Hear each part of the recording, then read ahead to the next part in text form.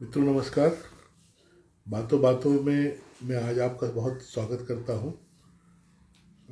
हम लोग काफ़ी दिनों बाद बीच के एक अंतराल के बाद मिल रहे हैं। और जब हम पिछली बार 168वीं कड़ी को पूर्ण किए थे तो अ, ऐसा लग रहा था कि एक बार फिर हम लोग सार्वजनिक जीवन की ओर और सारी सामान्य प्रक्रियाओं की ओर लौट रहे। लेकिन देखा गया कि फिर से वही पूरा समय अपने आप को दोहराने लगा जो पिछले वर्ष हमने कोरोना काल में देखा। इस बीच मुझे लगा कि मुझे ये यात्रा पुनः जारी करना चाहिए, रखना चाहिए। और आज 169वीं कड़ी में हम फिर उपस्थित हुए हैं। आप सभी का स्वागत है। मुझे अच्छा लग रहा है कि इंदिरा जी, सुनीता जी, योगी जी, आप सब पधारे हैं। आज हमारे मेहमान विनय उपाध्याय जी हैं, एक बहुत गुणी सांस्कृतिक पत्रकार भोपाल में, जिन्होंने लगभग 30 से भी अधिक वर्षों से अपनी कर्मभूमि बनाकर सांस्कृतिक पत्रकारिता को न केवल आयाम दिए बल्कि दो सांस्कृतिक पत्रिकाओं को भी स्थापित किया, एक कला समय और एक रंग संवाद। और उनकी मतलब एक तो बहुत सारी प्रतिभाओं के धनी हैं वो। रीता जी नमस्ते, आपका भी स्वागत करता हूँ मैं। आप हमारे इस कार्यक्रम में आपने हमको गौरव प्रदान किया, पधार कर मैं हमेशा उसका कृतज्ञ रहता हूँ। और वैसे भी आपके गुण और आपकी प्रतिभा का बड़ा सम्मान मेरे मन में है। आप हैं, यहाँ पर आई हैं, मैं आपका स्वागत करता हूँ।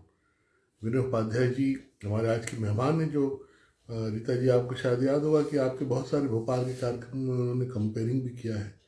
मित्तल जी को मैं नमस्कार करता हूँ, उनका स्वागत करता हूँ। यहाँ मेरे साइड में कुछ थोड़ा सा अंधकार था, उजाला आ गया। ये मितुल जी के आने से हुआ है।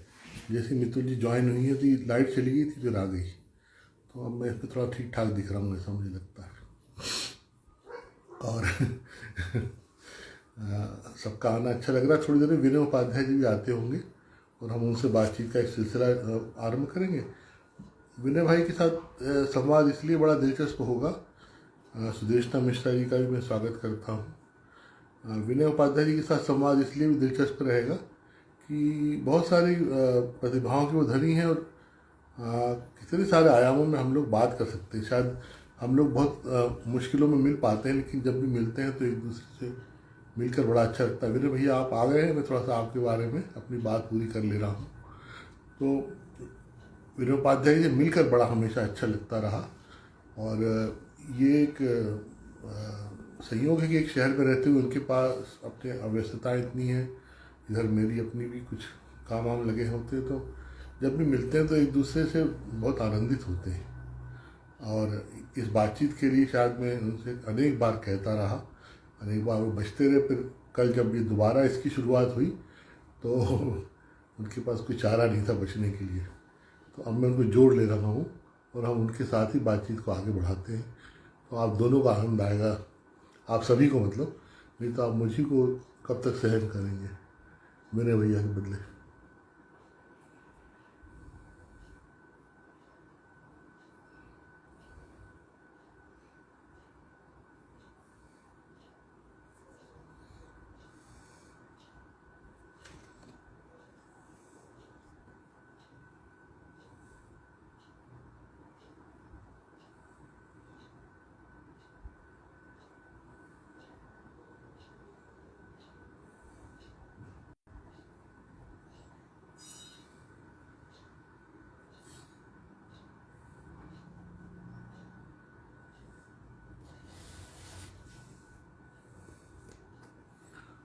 विनय जी, आपकी ओर मैंने अपनी अपील भेजी है, आप उसको स्वीकार कर लेंगे तो हम और आप एक दूसरे से सीधे जुड़ पाएंगे।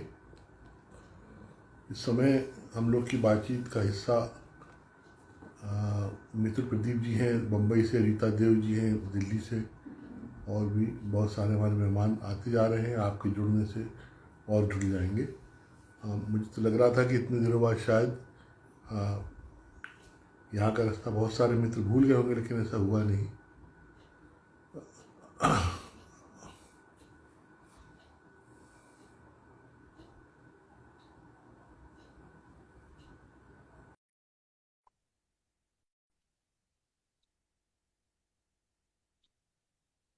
रोहन जी, सोमेश, मुकेश जी, वाह वाह। नमस्कार। जय हो। आप मेरे को सुन पा रहे हो ना? बिल्कुल मैं आपको सुन पा रहा हूँ सुनील भाई, और मेरी आवाज पहुंच रही है आप तक? बिल्कुल, बहुत बढ़िया तरीके से। और सुनील बहुत अच्छा वगैरह लग ठीक रहा है? है कि हाँ, अंततः हम और आप जुड़े हैं इस तरह। देखिए, अभी अभी थोड़ी देर पहले लाइट चली गई थी, बिल्कुल 2 मिनट पहले। तो ओ। ये संयोग से इसमें यहाँ पर ऐसा बल्ब लगा था जो चलता रहता है उसके बाद भी, लेकिन फिर अब लाइट आ गई। तो हम हम्म। लोग अपनी बातचीत की शुरुआत कर सकते हैं। यहाँ पर मितुल जी हैं, रीता बिल्कुल देव जी बिल्कुल। हैं, बहुत सारे मित्र आपके हमारे आते जाएंगे जी। बातचीत करते करते। और सबका, ये सब आज मित्रों के का बहुत बहुत, सब मित्रों का सुनील भाई बहुत बहुत स्वागत। और विशेष रूप से आप बातचीत शुरू करें उसके पहले मैं ये खुलासा कर दूं हमारे जुड़ रहे मित्रों से कि एक मुद्दत हुई सुनील भाई, लगभग 6-8 महीने हुए। तब से लगातार लगातार ये इसरार उनका बना रहा कि इस तरह से बातों बातों में हम आए, लेकिन हम, हमारा उनका रिश्ता ऐसा है, इतना अनौपचारिक है कि इस तरह से एक दूसरे को पेश आते हुए देखना, इस तरह से बात करना एक फ्रेम में, तो मैं बहुत संकोच कर रहा था, लेकिन सुनील भाई लगातार पीछे रहे और अंततः ये मौका आया। और आज तो कोई बहाना था ही नहीं कि मैं बच पाता। बहरहाल फिर भी इस मंच पर आपसे मुतासिर हूँ। बहुत बहुत स्वागत है आपका। ये फिर से जैसे ये होली का महीना है, इसी महीने तमाम प्रतिबंधों में हम सहित पूरी दुनिया गिर गई थी। और उसके हम्म। बाद ही फिर इस तरह से जब गिर गए और बंद हो गए अपने अपने घरों में, तो बहुत सारी दुश्वारियों को झेलते हुए फिर एक बार जो एक रचनात्मक छटपटाहट है जिसके बगैर हम सब लोग रह नहीं सकते। एक तो कल बिल्कुल जैसे मैं रात को ये आप ये सब बात करते करते मैं मुझे ये हंसी आने लगी कि हम सब का जीवन जो है रात को जागृत होता है, शाम और रात। अगर ये हमको बिल्कुल हमारे मन की ना मिले तो पता नहीं क्या हो, दिन तो बिल्कुल। कैसे ही गुजर जाता है। तो हम्म। और हम सबसे यही रात और शाम छीन ली जा रही है सब।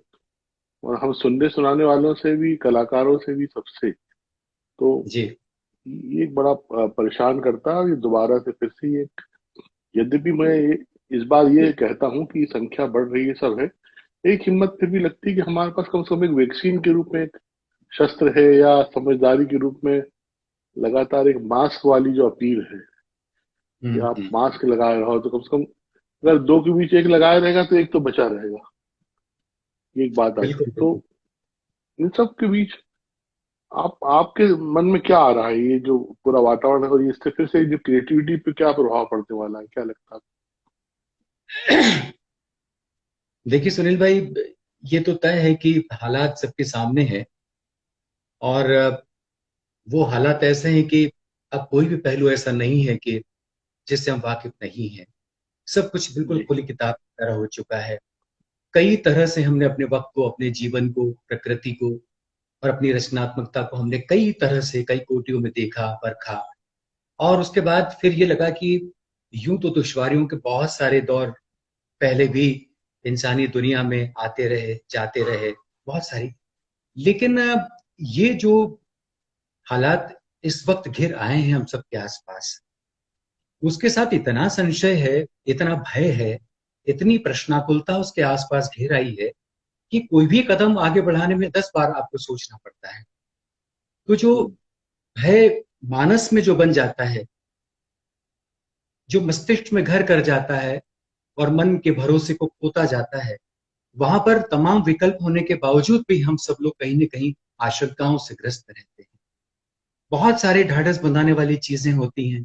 देखिए, हमारे पास साहित्य है, हमारे पास संगीत है, हमारे पास योग है, हमारे पास विचार की इतनी अग्नि शिखाएं हैं कि हम उनको लेकर एक वक्त में तमाम प्रश्नों के हल खोजने के लिए, उजाला खोजने के लिए जाते रहे। लेकिन आज हम आज का दिन तय करते हैं, हमें लगता है कि नहीं, सब कुछ ठीक हो गया, शायद ये गुबार छट गया। लेकिन फिर ये देखिए ना कि पिछले 3-4-5 महीने गुजरे थे, जिंदगी पटरी पर जैसे तैसे आई ही थी, और फिर अचानक ये हुआ। हालांकि ये ठीक है कि यदि हम इसकी बहुत ज्यादा मीमांसा करें और विश्लेषण करें अगर इसका, तो अंततः ये हो ही रहा है कि ये सब हमारे किए धरे का ही नतीजा है। और जिस तरह से हमने प्रकृति के साथ छेड़छाड़ शुरू की, मैं कोई नई बात नहीं कह रहा हूं, लेकिन दरअसल कहीं ना कहीं हम ही इसके जिम्मेदार हैं।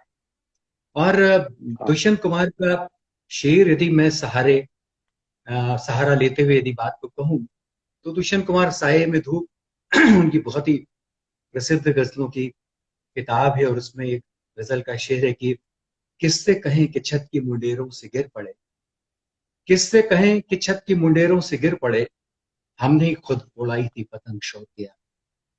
तो क्या बात।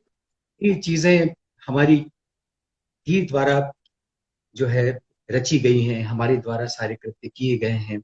ठीक है कि हम एक कथित प्रगति के साथ एक नई उड़ान भरने की हसरत लिए ये सब करते रहे, लेकिन अंततः कीमत तो हमको चुकाना ही पड़ता है। लेकिन बावजूद उसके मुझे किसी बड़े कवि का या विचारक का याद आता कि कोई भी दुख मनुष्य के साहस से बड़ा नहीं। हाँ। इसलिए वो हमें अंततः अंततः अपने वही हाल है। भीतर ही बसे साहस को बटोरना पड़ेगा।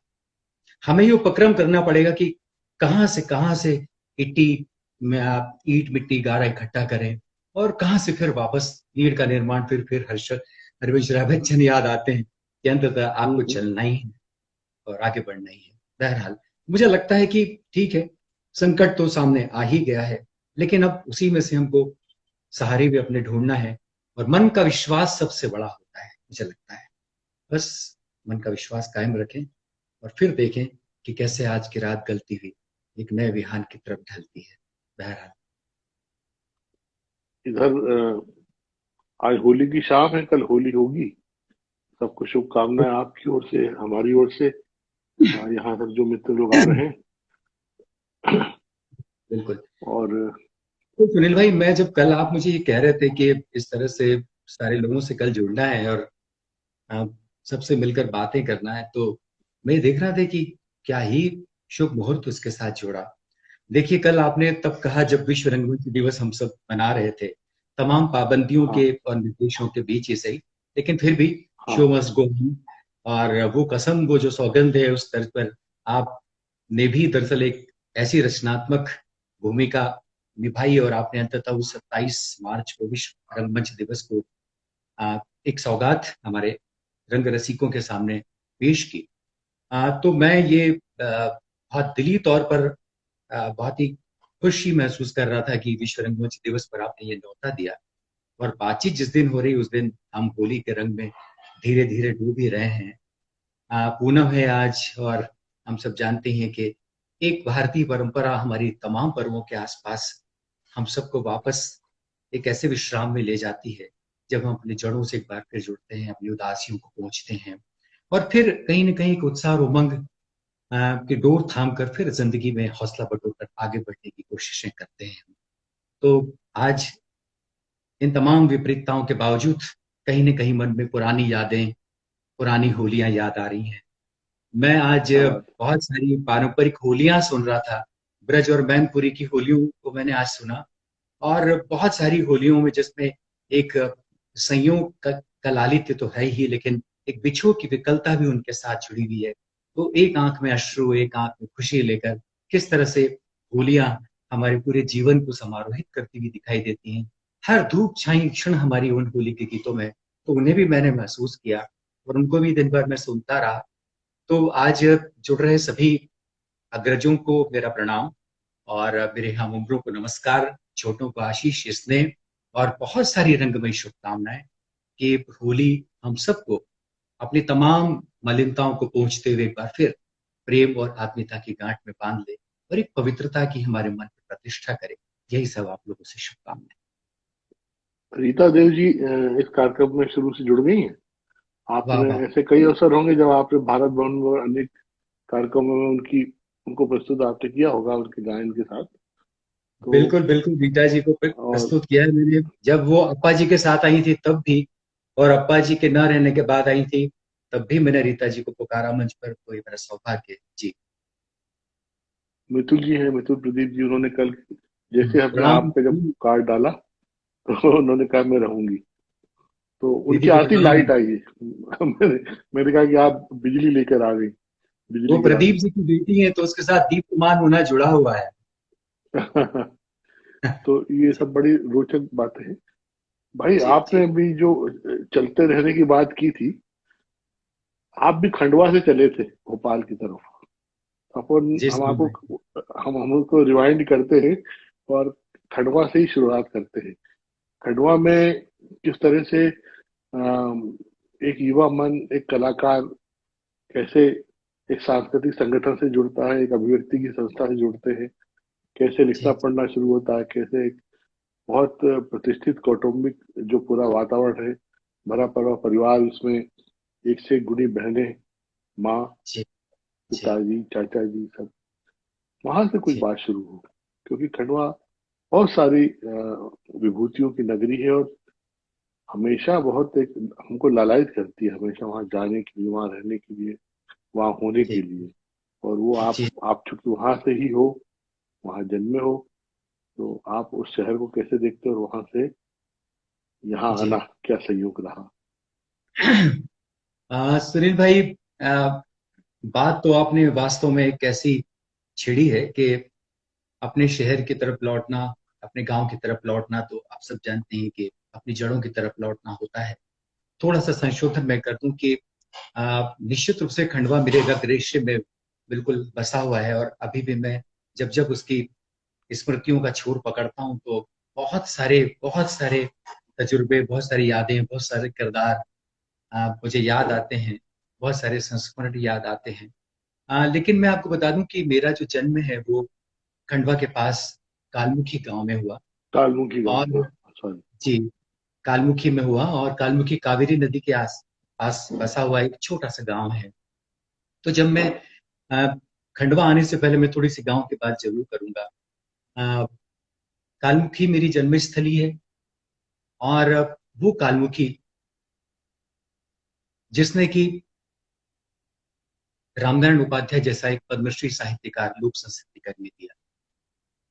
और मेरा ये सौभाग्य है कि वो रिश्ते में मेरे ताऊजी हुआ करते थे। रामनारायण उपाध्याय जी ने उस छोटे से गांव में अपनी तमाम मालगुजारी हमारे पूर्वजों की हुआ करती थी। सबके जीवन में एक दौर ऐसा आया जब तमाम वो राजपाट छिन गया, समय बदला, हालात बदले, और उसके बाद सबने अपना जीवन एक बहुत सहजता के साथ जीना शुरू किया। तो गांव में जब हमारे इन अग्रजों ने, जब मेरे हमारे पिता दादा ने जब मालगुजारी छिन जाने के बाद अपना जीवन शुरू किया, तो उसके बाद हमारे पास वैसी बहुत धन संपदा तो नहीं रही, लेकिन शब्द की संपदा हमारे पास खूब रही। क्या बात है। और उसी उसी शब्द की संपदा को हमने अपने जीवन की निधि माना। और हमारे रामनारायण उपाध्याय जी, मेरे पिताजी, मेरे चाचा जी, और मेरे उस समय के जितने भी अग्रज थे, उन्होंने उस छोटे से कालमुखी में एक सांस्कृतिक चेतना का पुनर्जागरण किया। और दादा ने साहित्य कुटीर नाम से एक छोटी सी लाइब्रेरी, एक छोटा सा पुस्तकालय कालमुखी में शुरू किया था। और मैं तब बिल्कुल भी उन कागज पर छपे हुए अक्षरों को बिल्कुल नहीं जानता था, लेकिन मुझे ये अच्छे से मालूम है कि उस साहित्य कुटीर में देश भर की चुनिंदा पत्रिकाएं डाक से आया करती थी, और शाम को कुछ भले लोग जाकर उन किताबों के पन्ने पलटा करते थे। मुझे ये भी याद है कि सांझ ढल जाने के बाद कंदील लेकर भी लोग वहां बैठते थे, और देर से अखबार आया करता था, उस अखबार को वहां पर पढ़ा करते थे। तो रामनारायण उपाध्याय जी ने वहां पर एक शब्द का उजेला बिखेरा, और वहीं से उन्होंने कालमुखी से ही अपनी रचना धर्मिता शुरू की, और जी। गांधी को उन्होंने अपना आदर्श माना। तो गांव और गांधी हमेशा उनकी सांसों में बसे रहे, और उसी रास्ते पर चलते हुए उन्होंने अपना साहित्यिक जीवन पूरा किया। मुझे याद है कि मैं बहुत छोटा था, लेकिन रामलीलाएं हुआ करती, नदी सूख जी। जाया करती थी, कावेरी नदी का पाट बहुत सारा सूख जाया करता था, और उस रेत में मंच बनता था। मुझे याद है कि हमारे घर के भी हमारे चाचा और हमारे भाई बहनों में से बहुत सारे छोटे छोटे से किरदार निभाया करते थे। हमारे एक चाचा जी तो उसमें गणेश जी बनते थे, और बिल्कुल सबसे पहले जो शुरू होता था, गणेश जी की पूजा होती थी, उससे रामलीला शुरू होती थी। हम प्रसाद के लिए वहां आसपास इकट्ठा हो जाया करते थे। कभी कभी हमको वानर सेना में शामिल होने के वानर बना दिया जाता था। तो हमारे कुछ भी थोड़ा सा हमारे चेहरे पर लाली वाली पोती करी, कुछ किया, उनको चलो हनुमान के पीछे तुम सबको भागना है। तो वो एक बहुत ही अबोध सी उम्र में जाने कब और कैसे एक ऐसी सांस्कृतिक चेतना का स्फुरण भीतर हो गया। और कहते हैं ना कि रजा कहते हैं कि 10 साल तक हमारी उम्र जो है वो सारा का सारा संचित कर लेती है, और बाद में जाकर सारी की सारी चीजें एक अलग तरह से फलित होती हैं आपके जीवन में। अब आप उसको प्रारब्ध से जोड़ लें, आप उसको पुरुषार्थ से जोड़ लें, आप अपने कर्म से जोड़ लें, अपने भाग्य से जोड़ लें, आप कुछ भी इसे कह सकते हैं। लेकिन ये बिल्कुल वैज्ञानिक सत्य है और प्राकृतिक सत्य है कि 10 साल तक की उम्र तक आपके मन मस्तिष्क पे जो प्रभाव होता है वो आपके व्यक्तित्व में रिफ्लेक्ट होता है आगे जाकर। तो मुझे नहीं मालूम कि बिल्कुल। उस समय जो रामलीलाएं देखा करते थे, रास लीलाएं होती थी और ओटले को ही मंच बना दिया जाता था, तो वो सारी की सारी चीजें भीतर रची बसी उनको अपनी इस बहुत ही बचकानी सी आंखों में समा कर उन बिंबों को लेकर, और 4 वर्ष की उम्र में मैं खंडवा आया। मेरे बड़े भाई, जिनका मैं सर माथे ऋण लेकर भी जीवन भर चलता रहूं तो कभी भी वो ऋण नहीं हो पाऊंगा, उन्होंने पिता की तरह हमें संस्कार दिए, वही हमको खंडवा लेकर आए। बहुत छोटी सी उम्र में 18-19 बरस की उम्र में वो नौकरी लग गए, शिक्षक की नौकरी उन्होंने कर ली, और हम सब छोटे भाई बहनों को लेकर खंडवा आ गए। हर घर में एक ऐसा एक न एक व्यक्ति होता ही है जो पूरे घर का नेतृत्व करता है, अपने तमाम सुख सुविधाओं को वो हाशिए पर रख देता है और सब आने वाली पीढ़ी के भविष्य के लिए सब कुछ दांव पर लगा देता है। तो भाई मुझे लेकर, हम सब भाई बहनों को लेकर खंडवाए 4 साल की उम्र में।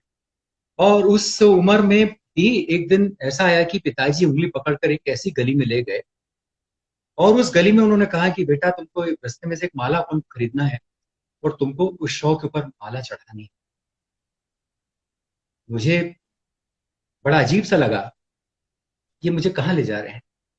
पता पड़ा एक भारतीय आत्मा माखनलाल चतुर्वेदी का निधन हो गया है, ओहो। और उनकी शव यात्रा कन्वी प्रेस गली से निकलने को है, और मुझे कहा कि ये माला लेकर और उस हाँ। शव के ऊपर चढ़ उस गाड़ी पे। तो मैंने अपनी आंखों से माखनलाल चतुर्वेदी को नहीं देखा, लेकिन मैं आज ये शेयर करने में बहुत फक्र महसूस करता हूं कि मैंने कम से कम अंतिम यात्रा में उनके देह पर अपने हाथों से उस पुष्प की अभिलाषा लिखने वाले कवि के देह पर मैंने अपने उन छोटे हाथों से पुष्पार्पण किया था, उनको प्रणाम किया था। तो ऐसे एक भारतीय आत्मा माखनलाल चतुर्वेदी के शहर में आना हुआ, तभी हमें पता चला कि किशोर कुमार भी खंडवा के ही गायक हैं, और किशोर कुमार के एक अलग किस्म से लहर चलती थी। और हमारे काका जी कुंजीलाल उपाध्याय जी के तो वो सहपाठी रहे, तो काका जी भी हाँ। हमें बहुत सारे उनके किस्से सुनाया करते थे, और खंडवा में तो उनके मित्रों की तादाद बहुत सारी रही। बाद में थोड़ी सी किशोर अवस्था से हम युवावस्था की ओर आए, तो थोड़ा सा अधिक इस तरह की रचनाधर्मिता में रुचि लेना शुरू किया, और घर घर में इस बात की सख्त हम लोगों को हिदायत दी गई थी कि आप सब लोगों को जो खंडवा में कवि सम्मेलन होता है, एक ही शर्त पर आपको कवि सम्मेलन में जाने को मिलेगा कि तुम्हारे पास अपनी एक कॉपी पूरी होनी चाहिए या डायरी होनी चाहिए, और साथ में पेन, और शर्त ये कि सुबह 5 बजे तक जब तक कवि सम्मेलन चलेगा तब तक आपको वहां पे बैठना हो। सुनील भाई, ओहो। याद करता हूं तो मुझे लगता है कि वो क्या दौर था, जैसे हमने दरवेशों को, साहित्य के दरवेशों को जैसे उस वक्त देखा। गोपाल दास निश्चित नीरज, रूप। हाँ। संतोषानंद, शिवमत सी सुमन, निर्भय हाथ रसी, ऐसे न जाने कितने कवि जिनको मैंने उस किशोर और युवावस्था में सुना। और बाद में ये सौभाग्य मिला कि भोपाल में जब आप जैसे लोगों के साथ एक सांस्कृतिक कर्म में संलग्न हुए, तब इन्हीं कवियों को कितनी बार मंच से पुकारने का मौका भी आया। और जब उन्हें मंच पर मैं ये कहता हूँ कि मैं उसे खंडवा का हूँ जहां पर आपको मैंने कवि सम्मेलन सुना था। कुंवर बैचेन साहब को जब अभी आप लोगों ने कवि प्रदीप राष्ट्रीय सम्मान से अलंकृत किया, तो जब मैंने उनको पुकारते हुए, सुनील भाई आपको याद होगा, जब उनकी ही एक कविता मैंने बिना कागज पर देखे हुए सुना दी तो आश्चर्यचकित रह गए। ये कविता मैंने उस समय सुनी थी अपने विद्यार्थी जीवन में, जब 9वीं 10वीं में पढ़ता था। जितनी दूर नैन से सपना, जितनी दूर अधर से हंसना, बिछिया जितनी दूर तुम्हारे पांव से, उतनी दूर हाँ। पिया तुम मेरे दम से। जब कुंवर बेचैन साहब को मैंने कविता सुनाई तो आश्चर्यचकित रह गए। माया गोविंद जी, जब आज से 4 साल पहले उनको आपने सम्मानित किया था संस्कृत विभाग ने, तब माया गोविंद जी को भी मैंने इसी सूत्र में साझा की। बहरहाल विषयांतर न हो, और आत्मश्लाघा की बात नहीं है, लेकिन एक सौभाग्य का क्षण इस तरह से हमारे सामने गुजरा। तो इस तरह से खंडवा में तुलसी पुण्यतिथि उत्सव हुआ करता था, इस तरह के कवि सम्मेलन हुआ करते थे, और वहां पर एक विचार प्रवणता का ऐसा संचार हुआ और होता रहा। बहुत सारी प्रतियोगिता में हिस्सा लेने का मौका मिला, और स्कूल में अनिवार्य था कि आपको निबंध में, आपको वाद विवाद में आपको भाग लेना ही है।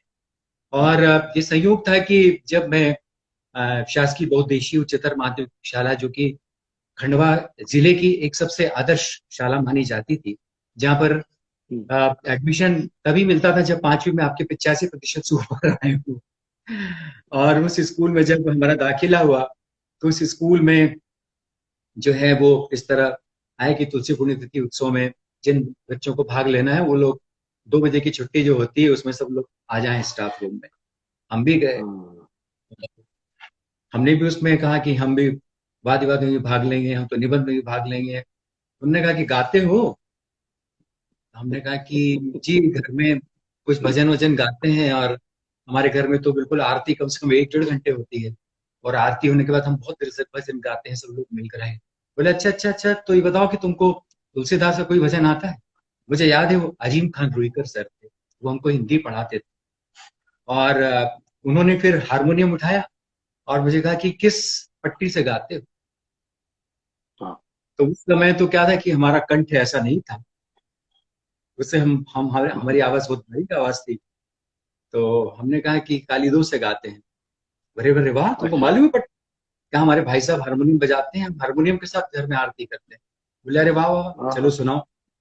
तो हमने फिर विनय पत्रिका का जाऊं कहाँ तजी चरण तुम्हारे, ये मैंने उनको भजन सुनाया, और उसके बाद उन्होंने कहा कि अरे वाह तुम तो अच्छा गाते हो। उसके बाद रुईकर सर का मेरे साथ ऐसा स्नेह जुड़ा रहा सुनील भाई, कि शायद आज ऐसे शिक्षक एक शिष्य को गढ़ने के लिए जो फर्ज अदायगी किया करते थे, मुझे लगता है कि शायद अब वो पीढ़ी, वो नस्ल अब शायद चली गई है। स्कूल पूरी होने के बाद वो मुझे 5-5:15 बजे एक कमरे में ले जाते थे, हारमोनियम खोलते थे और मुझे वहां पर प्रैक्टिस कराया करते थे। मैंने कहा सर मेरा घर बहुत दूर है। बोले चिंता मत करो, तुमको साइकिल से तुम्हारे घर छोड़ने जाया करूंगा। उन दिनों सुनील भाई हमारा घर शहर से थोड़ा दूर एक कॉलोनी में था, पदम नगर कॉलोनी, जो हमारी स्कूल से लगभग 4 किलोमीटर 5 किलोमीटर दूर। अजीम खान रुईकर सर पूरी प्रैक्टिस कराने के बाद मुझे डंडे पे बिठाते थे, और मुझे पदम नगर के मेरे घर पर जब तक दरवाजा खुल नहीं जाता था मुझे छोड़कर, और फिर उनका घर खुद जो है वो 5-7 किलोमीटर दूर था, उतना वापस पहुंच जाते। क्या शिक्षक थे! आज उनको प्रणाम करने का मन करता है। ऐसे शिक्षक हमें मिले जिन्होंने हमारी प्रतिभा को पहचाना, हमारी प्रतिभा को गढ़ा, हमारे भीतर एक आत्मविश्वास का संचार किया। तो इस तरह से थोड़े से साहित्यिक संस्कार, थोड़े से सांगीतिक संस्कार, थोड़ी सी अपनी लोक की समझ जो हमारे गांव से चली आई थी, और हमारी माँ और हमारे इस तरह के अग्रजों के साथ एक लोक संस्कृति में गहरे तक बचने बसने का जो अवसर आया, इन तमाम चीजों को लेकर खंडवा में जो है वो लगभग 15-20 वर्ष हम लोगों ने गुजारे। और उसके बाद फिर एक मौका आया जब मैं अपनी पढ़ाई पूरी करने के बाद भोपाल आ गया। राजेंद्र अवस्थी जी सुन रहे हैं और उन्होंने आपको भी नमस्कार कहा उज्जैन से। बिल्कुल बिल्कुल, मैं हमारे मास के लगातार कलाकार उपस्थित जी, मास के कलाकार हमारे अवस्थी जी, नमस्ते। हाँ, और सुंदरलाल मालवी जी भी अभी ज्वाइन हुए। ये एक बात है जो आपने जो बोला, जैसे रामनारायण जी का आपने जिक्र किया, 1985 में मेरी एक बड़ी पहली नौकरी, जीवन की कच्ची नौकरी पंचायत ऑफिस में लगी थी। तो वो समाज सेवा सेक्शन था जिसमें मदारिया जी संपादक थे। तो उस शाखा में समाज सेवा प्रकाशन होने के लिए रामनारायण जी की रचनाएं आती थी। मुझे उनकी लिखावट आज भी याद है, पोस्ट कार्ड पर, और आज लिखो में वो हाथ से लिखते थे, पूरी मेहनत। उस समय तो टाइपराइट कराने कहाँ गुंजाइश थी कुछ, या कोई संसाधन नहीं थे, तो हाथ से कहानियां और बहुत अच्छे अच्छे लेख, और खासतौर से निमाड़ की लोक संस्कृति पर वो बहुत सुनील भाई बात। आपने बिल्कुल एकदम कहा है, कितना श्रमसाध्य के काम उस समय के हमारे साहित्यकारों ने किया।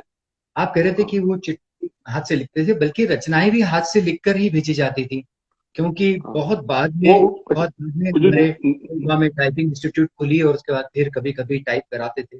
सुनील भाई, मैं एक बहुत ही मासूम सी स्मृति भी शेयर करना चाहूंगा कि दादा की जब पत्रों पर केंद्रित एक किताब आई, तो दादा ने मुझे कहा कि बोले तेरे अक्षर बहुत अच्छे आते हैं। और मैं बचपन से सुनील भाई ब्लैक इंक यूज करता रहा, काली स्याही मुझे बहुत पसंद थी। तो मैं भी बहुत तो करता हूँ। स्कूल में तो स्कूल में आपको मालूम है पहले नीली स्याही अलाउ थी, तो काली स्याही से लिखने में डांट भी पड़ती थी कई बार। हाँ लेकिन वो तो बिल्कुल, लेकिन वो काली स्याही मुझे बहुत प्रिय थी, तो मैं अपना निजी जो भी लिखना पढ़ना था वो मैं काली स्याही से ही ज्यादा करता था। तो दादा ने मेरी हैंडराइटिंग देखी और उन्होंने कहा कि तेरे अक्षर बहुत अच्छे आते हैं। बोले यार मेरी एक किताब जो है वो मैं तैयार कर रहा हूँ, तो बहुत सारी चिट्ठियां, उन चिट्ठियों को तुम एक रजिस्टर में उतारो। तो मुझे आज वो याद करते हुए इतना अच्छा लगता है कि मैंने विद्या निवास मिश्र की चिट्ठी को पूरा पढ़कर और फिर मैंने रजिस्टर में उतारा। हरिवंश राय बच्चन जी की चिट्ठी को पढ़कर उतारा। विष्णु प्रभाकर जी की चिट्ठियां दादा के पास बहुत आती थी।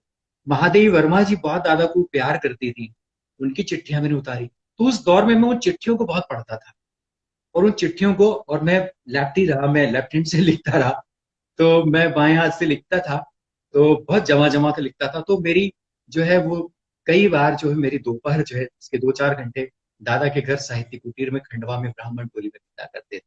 तो देखिए कि मेरा ये सौभाग्य था। आज मुझे लगता है कि मैंने उन लोगों की लिपियां मेरी आंखों में तैर रही, कि बच्चन जी की राइटिंग इस समय मेरी आंख में आ रही है।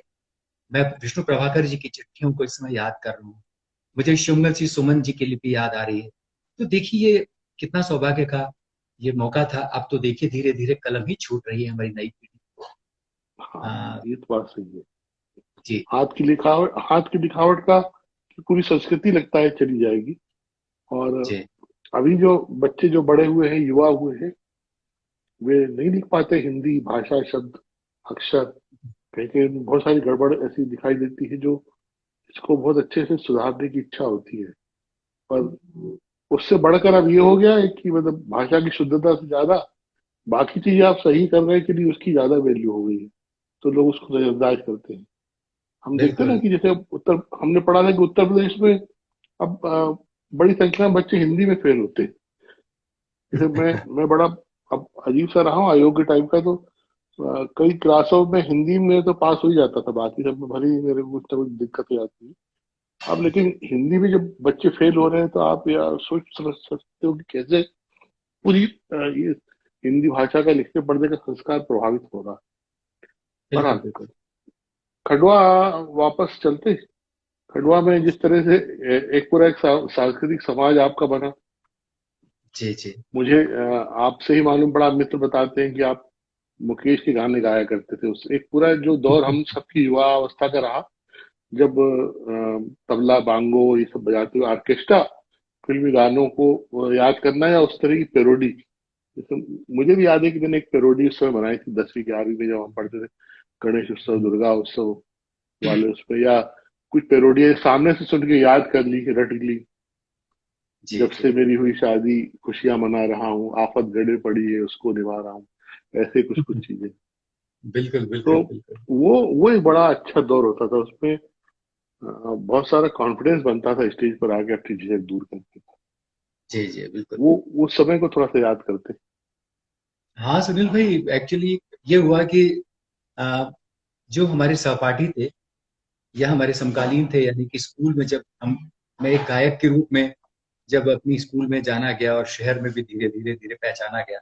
और आप तो जानते हैं कि वो दौर आपने भी बहुत अच्छा से यहाँ पर गुजारा है, कि उस समय एक ऐसी प्रतिस्पर्धा स्थानीय स्कूलों के बीच हुआ करती थी कि जैसे प्रतियोगिता होती थी तो एमएलबी स्कूल जो माखनलाल, अ, जो महारानी लक्ष्मीबाई स्कूल जो थी, उसके यहाँ से जो आते थे प्रतिभागी, वो बोलते थे अच्छा वहां से विनय उपाध्याय आ रहे हैं, ओ यहाँ से अनिल अग्रवाल आ रहे हैं, अच्छा वाद विवाद में वो आ रहे हैं। और हम भी देखते थे अच्छा सरिता आगाशे आ रही हैं, वो सरिता आगाशे जो सरिता भावे आज हो चुकी है। तो हाँ सरिता, जी सरिता बिल्कुल मेरे बैचमेट है मेरी। तो हाँ हाँ। वो अपनी स्कूल से आती थी मानस गान करने के लिए, और मैं हमारी स्कूल से जाता था। और उस हम्म, समय कितनी स्वस्थ प्रतिस्पर्धा होती थी कि हमारे बहुत ही पारिवारिक रिश्ते भी हुआ करते थे, लेकिन हम जब मंच पर होते थे तो हम एक प्रकार से एक दूसरे के प्रतिस्पर्धी हुआ हो करते थे। सकते तो धीरे धीरे धीरे धीरे ये पहचान हुई, और जब हम स्कूल का जीवन हम लोगों का पूरा हुआ और जब हम कॉलेज में गए, तब फिर हुआ है कि साथ पढ़ने वाले बहुत सारे ऐसे लोग, जो कोई तबला बजा रहा है, कोई हारमोनियम बजाता था, थोड़े सयाने हुए, थोड़ी हिम्मत खुली, उन्होंने कहा कि यार क्यों ना एक ऑर्केस्ट्रा बनाया जाए। तो यूं तो हमारे खंडवा में एक अनुपम ऑर्केस्ट्रा तो था ही, जिसमें हमारे उस समय के श्रीनिवास अग्रवाल, जो अमीन सयानी के अंदाज में जो एंकरिंग किया करते थे। खंडवा में नत्थू पंसारी जी, सुनील भाई, आप हम जब जाते हैं तो आप वहां से हींग खरीदते हैं उनकी दुकान से। बड़ी फेमस ही नथु बंसाली बिल्कुल, की, इनका क्या जवाब दे। बिल्कुल। तो आप, मुझे याद है कि जब जाते हैं तो आप सबसे पहले वहां से हींग खरीदना भूलते नहीं है।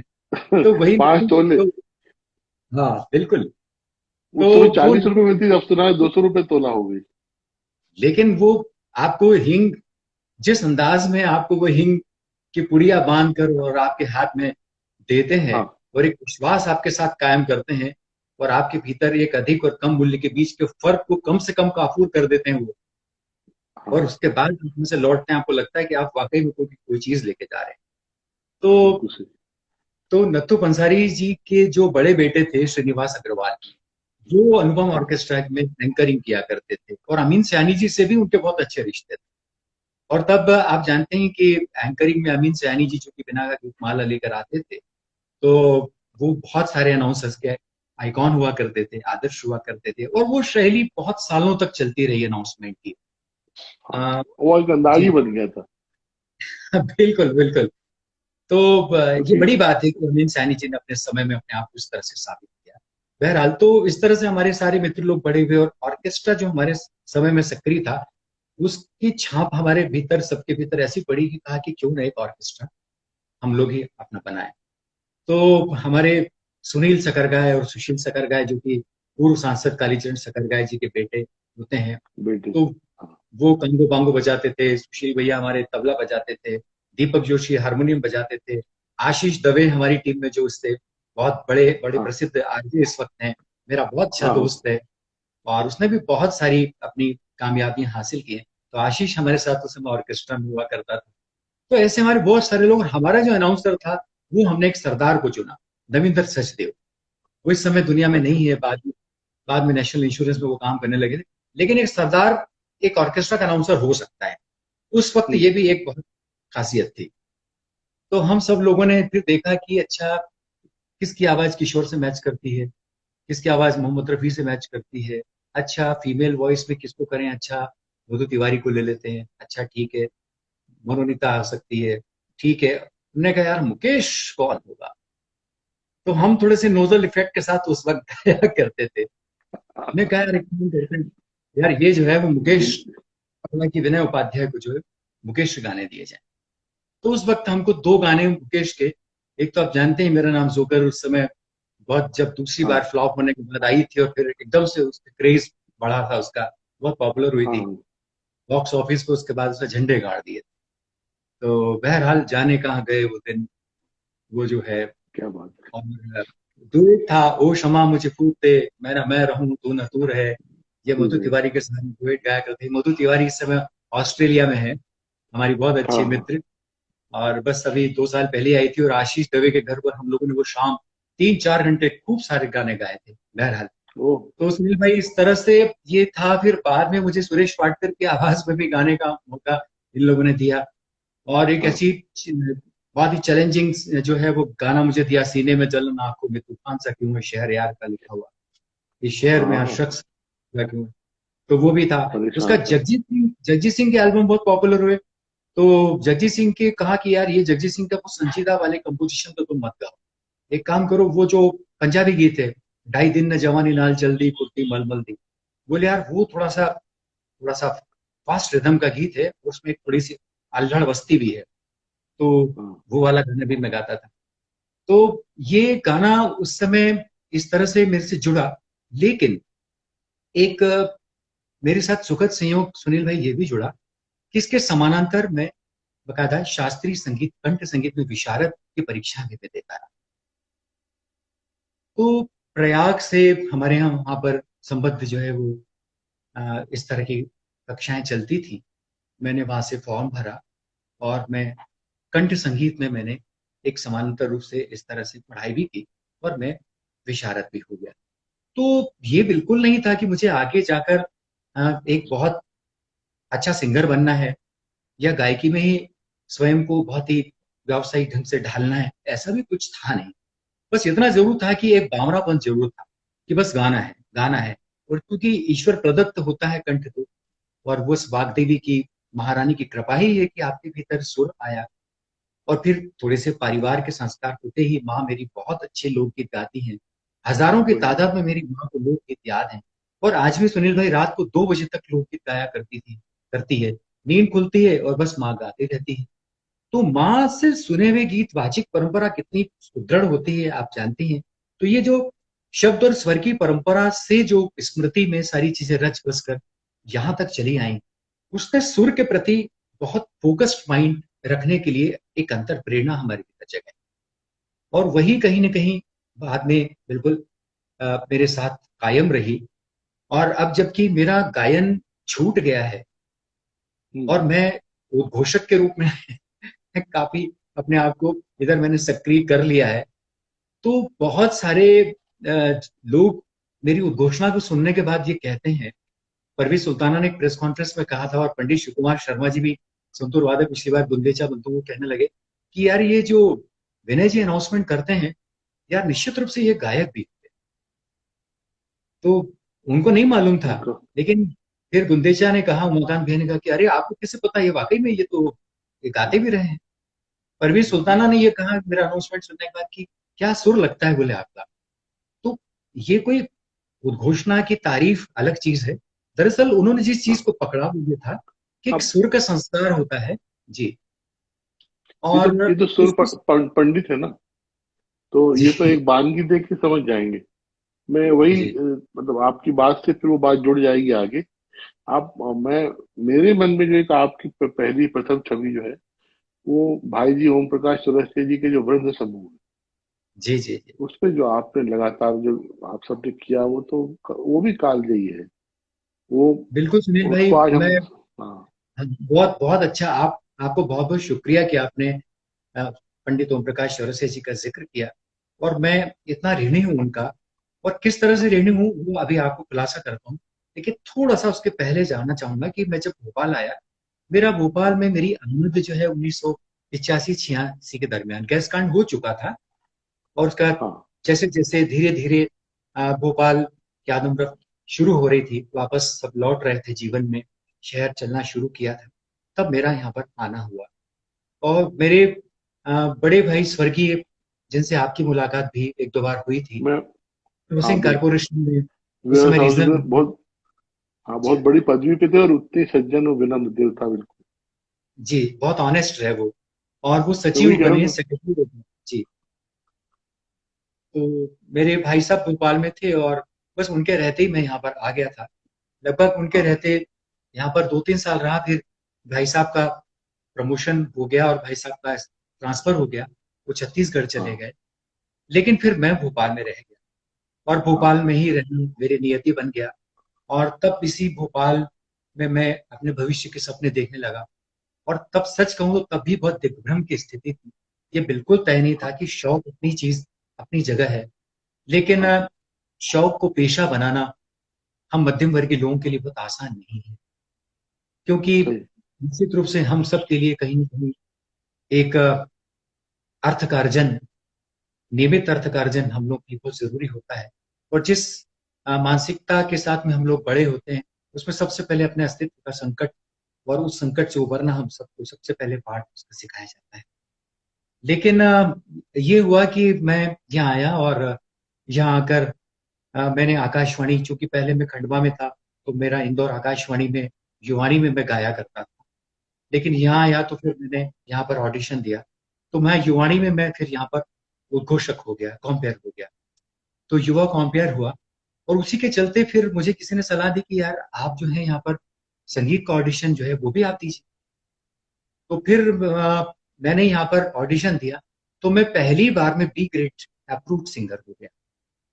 और आकाशवाणी में सुनील भाई, मतलब मुझे अब याद आता है कि मेरी पहली रिकॉर्डिंग थी। उस पहली रिकॉर्डिंग में सारंगी बजाने के लिए उस्ताद अब्दुल लतीफ खान साहब, हारमोनियम बजाया पंडित रामकिशन चंदेश्वरी जी, तबला बजाया वाह, दद्दू खां साहब, है ना। सब और बहुत नगले लोग। रिकॉर्डिंग कर रहे थे हमारी उस्ताद सरवत हुसैन खान साहब। अब आप हम्म। देखिए कि ऐसे लोग जो कि हमारी मौसीकी के उस्ताद, और बाद में जाकर हमने इन लोगों को इस तरह से पहचानना शुरू किया कि ये पूरी हिंदुस्तानी शास्त्रीय संगीत के आला संगीतकारों में हाँ शुमार। हाँ। तो देखिए कि, लेकिन मैं आपको बताऊं कि इतने विनम्र कि मुझ जैसे बिल्कुल नवोदित गायक के साथ भी जो सहयोग किया जाता है स्टूडियो में, रिहर्सल करना, कहीं आप स्तंभ पर यदि चूक गए तो फिर से आपकी रिकॉर्डिंग करना, इतनी विनम्रता के साथ में आपको बार बार आपके इंटरल्यूड समझाना, इंटरल्यूड्स में ऐसा है, यहाँ पर सब मिलेगी, यहाँ से फिर उठाना है। इतना अच्छा वातावरण आकाशवाणी का कमोबेश अभी मैं उम्मीद करता हूँ कि ऐसा होता होगा, होना चाहिए। लेकिन तब जिस तरह से आकाशवाणी अपने इन मानकों पे जीती, तो बहरहाल तभी उन दिनों में ओम प्रकाश चौरसिया जी, जो हाँ। भारत वादर के निदेशक थे, और उस्ताद अलाउद्दीन का संगीत एवं कला एकेडमी के उस समय प्रभारी निदेशक थे। हाँ। और मेरा उस समय जो है वो हिंदी भवन में प्रभाकर श्रोत्री जी के साथ में अक्षरा पत्रिका में मैं काम करना शुरू किया, और उनके मुझे साथ याद है। संपादन।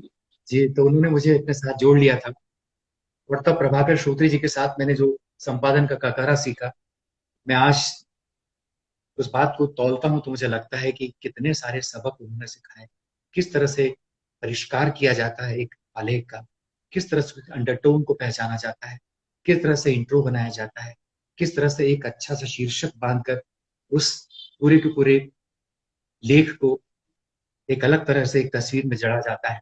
ये सारी की सारी चीजें उससे मैं सीख रहा था। तभी पता चला कि अलकनंदन हम्म।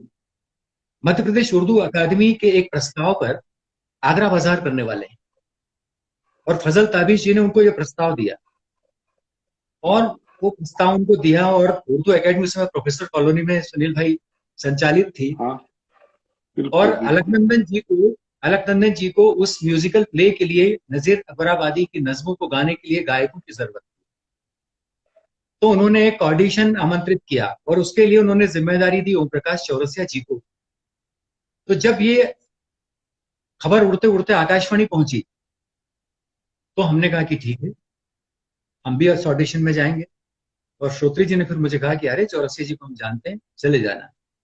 और फिर हमने जब वहां पर ऑडिशन दिया, तो चौरसिया जी ने हमको सिलेक्ट, और 2 महीने, मुझे याद है कि 2 महीने की वर्कशॉप हुई थी सुनील भाई, और अलकनंदन जी ने वो तपाया हम लोग को रिहर्सल में। और मुझे फकीर के रूप में, फकीर 2 होते हैं उसमें, एक फकीर सुधीर हाँ नेमा और एक फकीर मैं बना था। और हाँ नजीर अकबर की नज्मों को, लंबी लंबी नज्मों को हमको याद करना था, हाथ में चिमटा बजाते हुए हमें उस आगरा बाजार में किरदार निभा के, और हमको पूरे हाँ। पूरे उसमें गाना था। तो चौरसिया जी से परिचय का वो क्षितिज वहां से खुला। एक तरफ रंगकर्म को इस तरह से जानना कि 2 महीने की वर्कशॉप वो भी अलकनंदन जी के साथ, है ना, पूरी डांट फटकार, और मतलब हाँ, ओ, और अलग अलग चंदन जी के नाटकों के संगीतकार चौरसिया जी स्थायी रूप से होते थे। बिल्कुल मैंने बिल्कुल चंदा बेड़ियों कई नाटकों के समय मैंने उनसे पूछा था कि यही क्यों होते हैं, तो उन्होंने कहा था कि बोले इनके ऊपर सब छोड़ दो तो बोले मैं निश्चिंत हो जाता हूँ, क्योंकि बिल्कुल बोले मेरी बिल्कुल क्रिएटिविटी को समझते हैं। ये बिल्कुल। सब बहुत विश्वास का आदान प्रदान बहुत बड़ी बात होती तो उस समय जो है फिर चौरसी से जुड़ना हुआ, और उसी समय मेरी बहनें भी जो थी, संदीपा पारे, और है। उस हाँ समय जो ये सब बहनें जो है ना मधुकली में उनके चौरसिया जी के हाँ साथ जुड़ चुकी थी। फिर पता पड़ा कि मधुकली से भी इस तरह से चौरसिया जी ने जोड़ लिया। लेकिन मैं जब मधुकली से जुड़ा, तो फिर चौरसिया जी के अंतिम सांस तक उस मधुकली के साथ में जुड़ा। वही। बीच में कई बार खामोशियां भी आई, चौरसिया जी की सेहत नासाज रहने लगी। कई बार ऐसा लगा कि समूह हमारा फिर टूट गया है, या हमारे गायक लोग, हमारे कलाकार लोग नौकरियां लग गए बहुत हैं, लड़कियों की बहुत सी शादियां हो परिस्थितियां। गई। जी। लेकिन चौरसिया जी के साथ मैं उसके बावजूद भी जुड़ा रहा। और आप भी इसके साक्षी हैं, सुनील भाई, क्योंकि बहुत सारा काम चौरसिया जी का रचनात्मक आपने भी बहुत सारा किया, मुझे याद है। वो जब भी आदेश देते थे, आप भी दौड़कर चले जाया करते थे, मुझे याद है। और कई बार हमारी मुलाकातें उस मंच पर भी होती थी, उनकी स्मारिका बनाते हुए, उनके ब्रोशर तैयार करते हुए, उनकी उनके समाचारों को बनाते हुए, है ना। तो इस तरह मैं से हम मतलब लोग। ये देखता हूँ, कहीं कहीं होता है ना, हम लोग हम अपने जीवन में दरअसल आसपास इतने नकली संसार से जुड़े हुए हैं, घिरे हुए हैं, कि सच्चा आदमी मिलना मुश्किल है। तो ऐसे में कभी जी भूले से भी कोई सच्चा व्यक्ति मिल जाए तो वहां आप अपनी जान दे दो तो भी कम है। तो चौरसिया जी मुझे उस तरह के व्यक्ति लगते थे, बिल्कुल बहुत बिल्कुल। संवेदनशील, बहुत कोमल, और सामने वाले पे भरोसा करने वाले, उसको भरोसा देने वाले, और हाँ, उसके द्वारा जरा सी भी गड़बड़ करने पर आहत होने वाले। बिल्कुल। मैंने देखा लेकिन भीतर से उतने ही जहां उनने भीतर से ऑनेस्ट, बहुत उनने ऑनेस्ट जहां बिकॉज है। कई बार तो जब तुमसे उनने आप कहना हो कि जब वो कहते थे, कोई शिकवा करते थे, तो लग जाता था कि अपने से कोई भूल हो गई है, तो मैं तुरंत सरेंडर करता था कि जी जी। भाई, कई बार कहा कि हम 2 बार आ जाएंगे पर नहीं जा पाए, तो हम्म, नहीं जा पाने की अपनी मतलब मुश्किलें होंगी, पर वो उसको महसूस करते थे कि इसने जब कहा है तो क्यों नहीं आया, क्योंकि वो भी जब कोई चीज कहते थे तो कर देते थे। बिल्कुल बिल्कुल बिल्कुल उनने अगर कोई चीज कही है तो करी है। बिल्कुल। तो तो चौरसिया ये जी सब के था। साथ सुनील भाई मैं ये निवेदन कर रहा था कि चौरसिया जी के साथ जब हमारा जुड़ना हुआ मधुकली में, तो उस समय ये बहुत साफ तौर पर समझ में आया कि देखिए आपको अकेले गाने के लिए, यानी आपकी जो एक सोलो परफॉर्मेंस इसमें नहीं होगी। उन्होंने मधुकली जो है वो एक मधुकली युव वृंद जो है उसकी स्थापना की है। और ये वृंद जो है कुछ सत्य गायक, कुछ कचरे गायक, कुछ शौकिया गायक, कुछ पेशेवर गायक, इन सबको मिलाकर उन्होंने एक प्रकार से वो समूह तैयार किया। अब ये बात जाके हैरत होती है जानकर कि देखिए जब मैं पके और प्रशिक्षित गायकों की बात करता हूँ तो उसमें उमाकांत राजीव रमाकांत बुद्धि राजीव भैया को प्रणाम करते हैं। उसमें कीर्ति सूद भी हुआ करती थी एक जमाने में उसमें। राजीव भैया जॉइन हो। जी बिल्कुल बिल्कुल। अच्छा अच्छा, नमस्ते नमस्ते, प्रणाम सर। ओहो, कल अब साथ थोड़ा सा में प्रेरित हाँ। होना पड़ेगा। तो और उस समय मुकेश कुंदन थॉमस हुआ करते थे और बस। हाँ हाँ। जी। और ये सारे लोग मधुकली में बकायदा कुर्ता पैजामा पहन के और लड़कियां साड़ी पहनकर, महिलाएं इस तरह खड़े होकर गाया करती थी। और इस तरह के ऐसे समूह के साथ हम लोग का जुड़ना हुआ धीरे धीरे। कुछ लोग इसमें से जो है वो अपने दूसरे कामों में व्यस्त हो गए, लेकिन फिर नई पौध आती गई। लेकिन चौरसिया जी की मधुकली जो है हमेशा चहकती रही। और तब हाँ उस समय उन्होंने हिंदी की आधुनिक, मतलब प्राचीन और अर्वाचीन और आधुनिक, इन तीनों हमारी कविताओं को उन्होंने वृंदगान की जद में शामिल किया और बिल्कुल निहायत मौलिक धुनों में उन्हें ढाला। और एक वृंदगान का जो अभियान उन्होंने चलाया, उन्होंने कहा कि वो वृंदगान जो कि हमारे सामवेद से जिसकी परंपरा शुरू होती है, समूह गान की, और वहां से चलकर और हजारों बरस की दूरी पार करते करते जिस तरह से हम जब कौमी एकता के गीतों की बात करते हैं और आकाशवाणी दूरदर्शन पर जब सतीश भाटिया जैसे लोगों के वृंदगान को सुनते हुए, और एक अलग तरह से उसमें एक हारमोनी जो हमें फील होती है, जो हमारे भीतर एक स्पंदन पैदा होता है समूह गान का, चौरसे जी ने उस विधा को, उसका पुनर्वास करने के लिए और उसकी परंपरा को प्रवहमान बनाए रखने के लिए मधुकली वृंद की स्थापना की। और मुझे हाँ। आज लगता है सुनील भाई कि चौरसिया जी ने उस समय दर्जनों कविताएं, बल्कि मैं तो मान के चलता हूं कि कम से कम 200-250 कविताएं, वो हमें बोलते थे कि कोई भी परिचय हाथ में नहीं रखेगा, तुम सबको ये कविताएं याद करनी है। और पता पड़ा कि हमको सुबह 6:30-7 बजे रिहर्सल के लिए बुलाया करते थे। उन दिनों हमारे पास स्कूटर और इस तरह की कोई कन्वेंस हुआ नहीं करता था। हाँ हम दूर दूर से 2-2, 3-3 बसें सुबह जो है वो चेंज करते हुए आया करते थे। और बहुत। जो 1250 तुलसी नगर में उनका घर हुआ करता था। लेकिन उस समय हम लोगों ने सेनापति और पद्माकर की कविताओं को याद किया, हमने त्रिलोचन की कविता को याद किया। हमें तब मालूम पड़ा कि हजारी प्रसाद द्विवेदी ने, जिनको कि हिंदी का संसार एक अच्छे गद्यकार के रूप में जानता है, वो बहुत अच्छे कवि भी थे। नामवर सिंह, जिन्हें हम सिर्फ एक आलोचक के रूप में पहचानते हैं, नामवर सिंह का गीत पारदर्शी नील जल में सुना ले शैवाल, इस गीत को हमने गाया तो तब हमने जाना कि नामवर सिंह मूल था गीतकार, यानी कि कवि। हमने विवेकानंद का गीत गाया, उसके बाद में हमने अशोक वाजपेयी का गीत भी गाया। और देखिए मैं इसको गीत कह रहा हूँ, माफी चाहता हूँ, अशोक वाजपेयी की अतुकांत कविता को हमने गाया। यानी हाँ। अतुकांत कविता को भी वो इस तरह से मीटर में ढालते थे संगीत के कि ये श्रोता को पता चलना, सुमन जी की रचना, तब समझ नहीं पाता था कि ये दरअसल अतुकांत कविता है। अब सुमन जी की देखिए कि कविता, मुक्तिबोध की कविता, सब सब भाई जी ने करी थी कब को। अब देखिए कि केदारनाथ सिंह की कविता जो बहुत ही प्रसिद्ध कविता है उनकी। जब चुप रहते रहते अकड़ जाती है मेरी जीभ, दुखने लगती है मेरी आत्मा, ओ मेरी भाषा, मैं लौटता हूं तुम में। जैसे चींटियां लौटती हैं बिलों में, कठफोड़वा लौटता है काट के पास। अब आप देखिए, इसमें इसमें कहीं छंद का वैसा निर्वाह नहीं है जैसा कि हम चौपाई और दोहों को पढ़ते हैं या नीरज के गीतों को सुनते हैं या सोम ठाकुर के गीतों को सुनते हैं। अशोक जी की कविता देखिए, हम न होंगे, बस हम न होंगे, हाँ, हमारे हम होने ना की हल्की सी छाप बची होगी, बस हम न होंगे। अब आप देखिए कि इस पूरी की पूरी कविता मुझे पूरी याद है। और मैं अशोक जी से जब देखिए एक बार इंटरव्यू कर रहा था, तो मैंने अशोक जी को कहा, मैंने कहा अशोक जी का आपका वो गीत बहुत अच्छा है। तो उन्होंने कहा कि कौन सा गीत, मैंने तो कभी गीत नहीं लिखा भाई। तो मैंने कहा कि अरे सर माफी चाहता हूँ, वो मुझे तो गीत की तरह ही याद आता है। तो चौरसिया जी की कंपोजिशन की देखिए ये ताकत थी और ये खूबी थी कि जब आप तुकान कविता को भी संगीत में याद करते हैं, आप उसे गीत कह बैठते हैं। तो एक संगीतकार की ये सबसे बड़ी सार्थकता है और उसकी सबसे बड़ी काबिलियत है, उसकी सफलता ही है। जी। तो चौरसिया यहाँ जी के अ, साथ जुड़ी। हाँ, उनका एक पूरा सानिध्य जो आपने पाया, और जी पूरी वो वृंदगान से जो जो कुछ पौध उपजी, क्योंकि वो बाद में फिर वो वृंदगान अपनी ओर से वो कंटिन्यू नहीं हो पाया, लेकिन वो सब जी कलाकार कहीं ना कहीं अपना नाम कर रहे हैं, और वो मौलिकता के हिमायती हैं आज भी। ये बात तो है। जी सुनील भाई, बिल्कुल एकदम आपने बहुत अच्छा कहा। मुझे याद है कि देखिए उस समय जब मैं था, मैं तो खैर हालांकि लगभग चौरसिया जी के साथ 25-30 बरस मेरा जब भोपाल के बाद से तक उनके साथ जुड़ा तो आखिरी तक रहा। उस दौर में मुझे याद है कि उमेश हाँ, तरकसवार हमारे मधुकली वृंद में शामिल हुए। और देखिए हाँ, उमेश तरकसवार इस वक्त कहाँ है। मैं टीएस धर्मेश को याद करूंगा।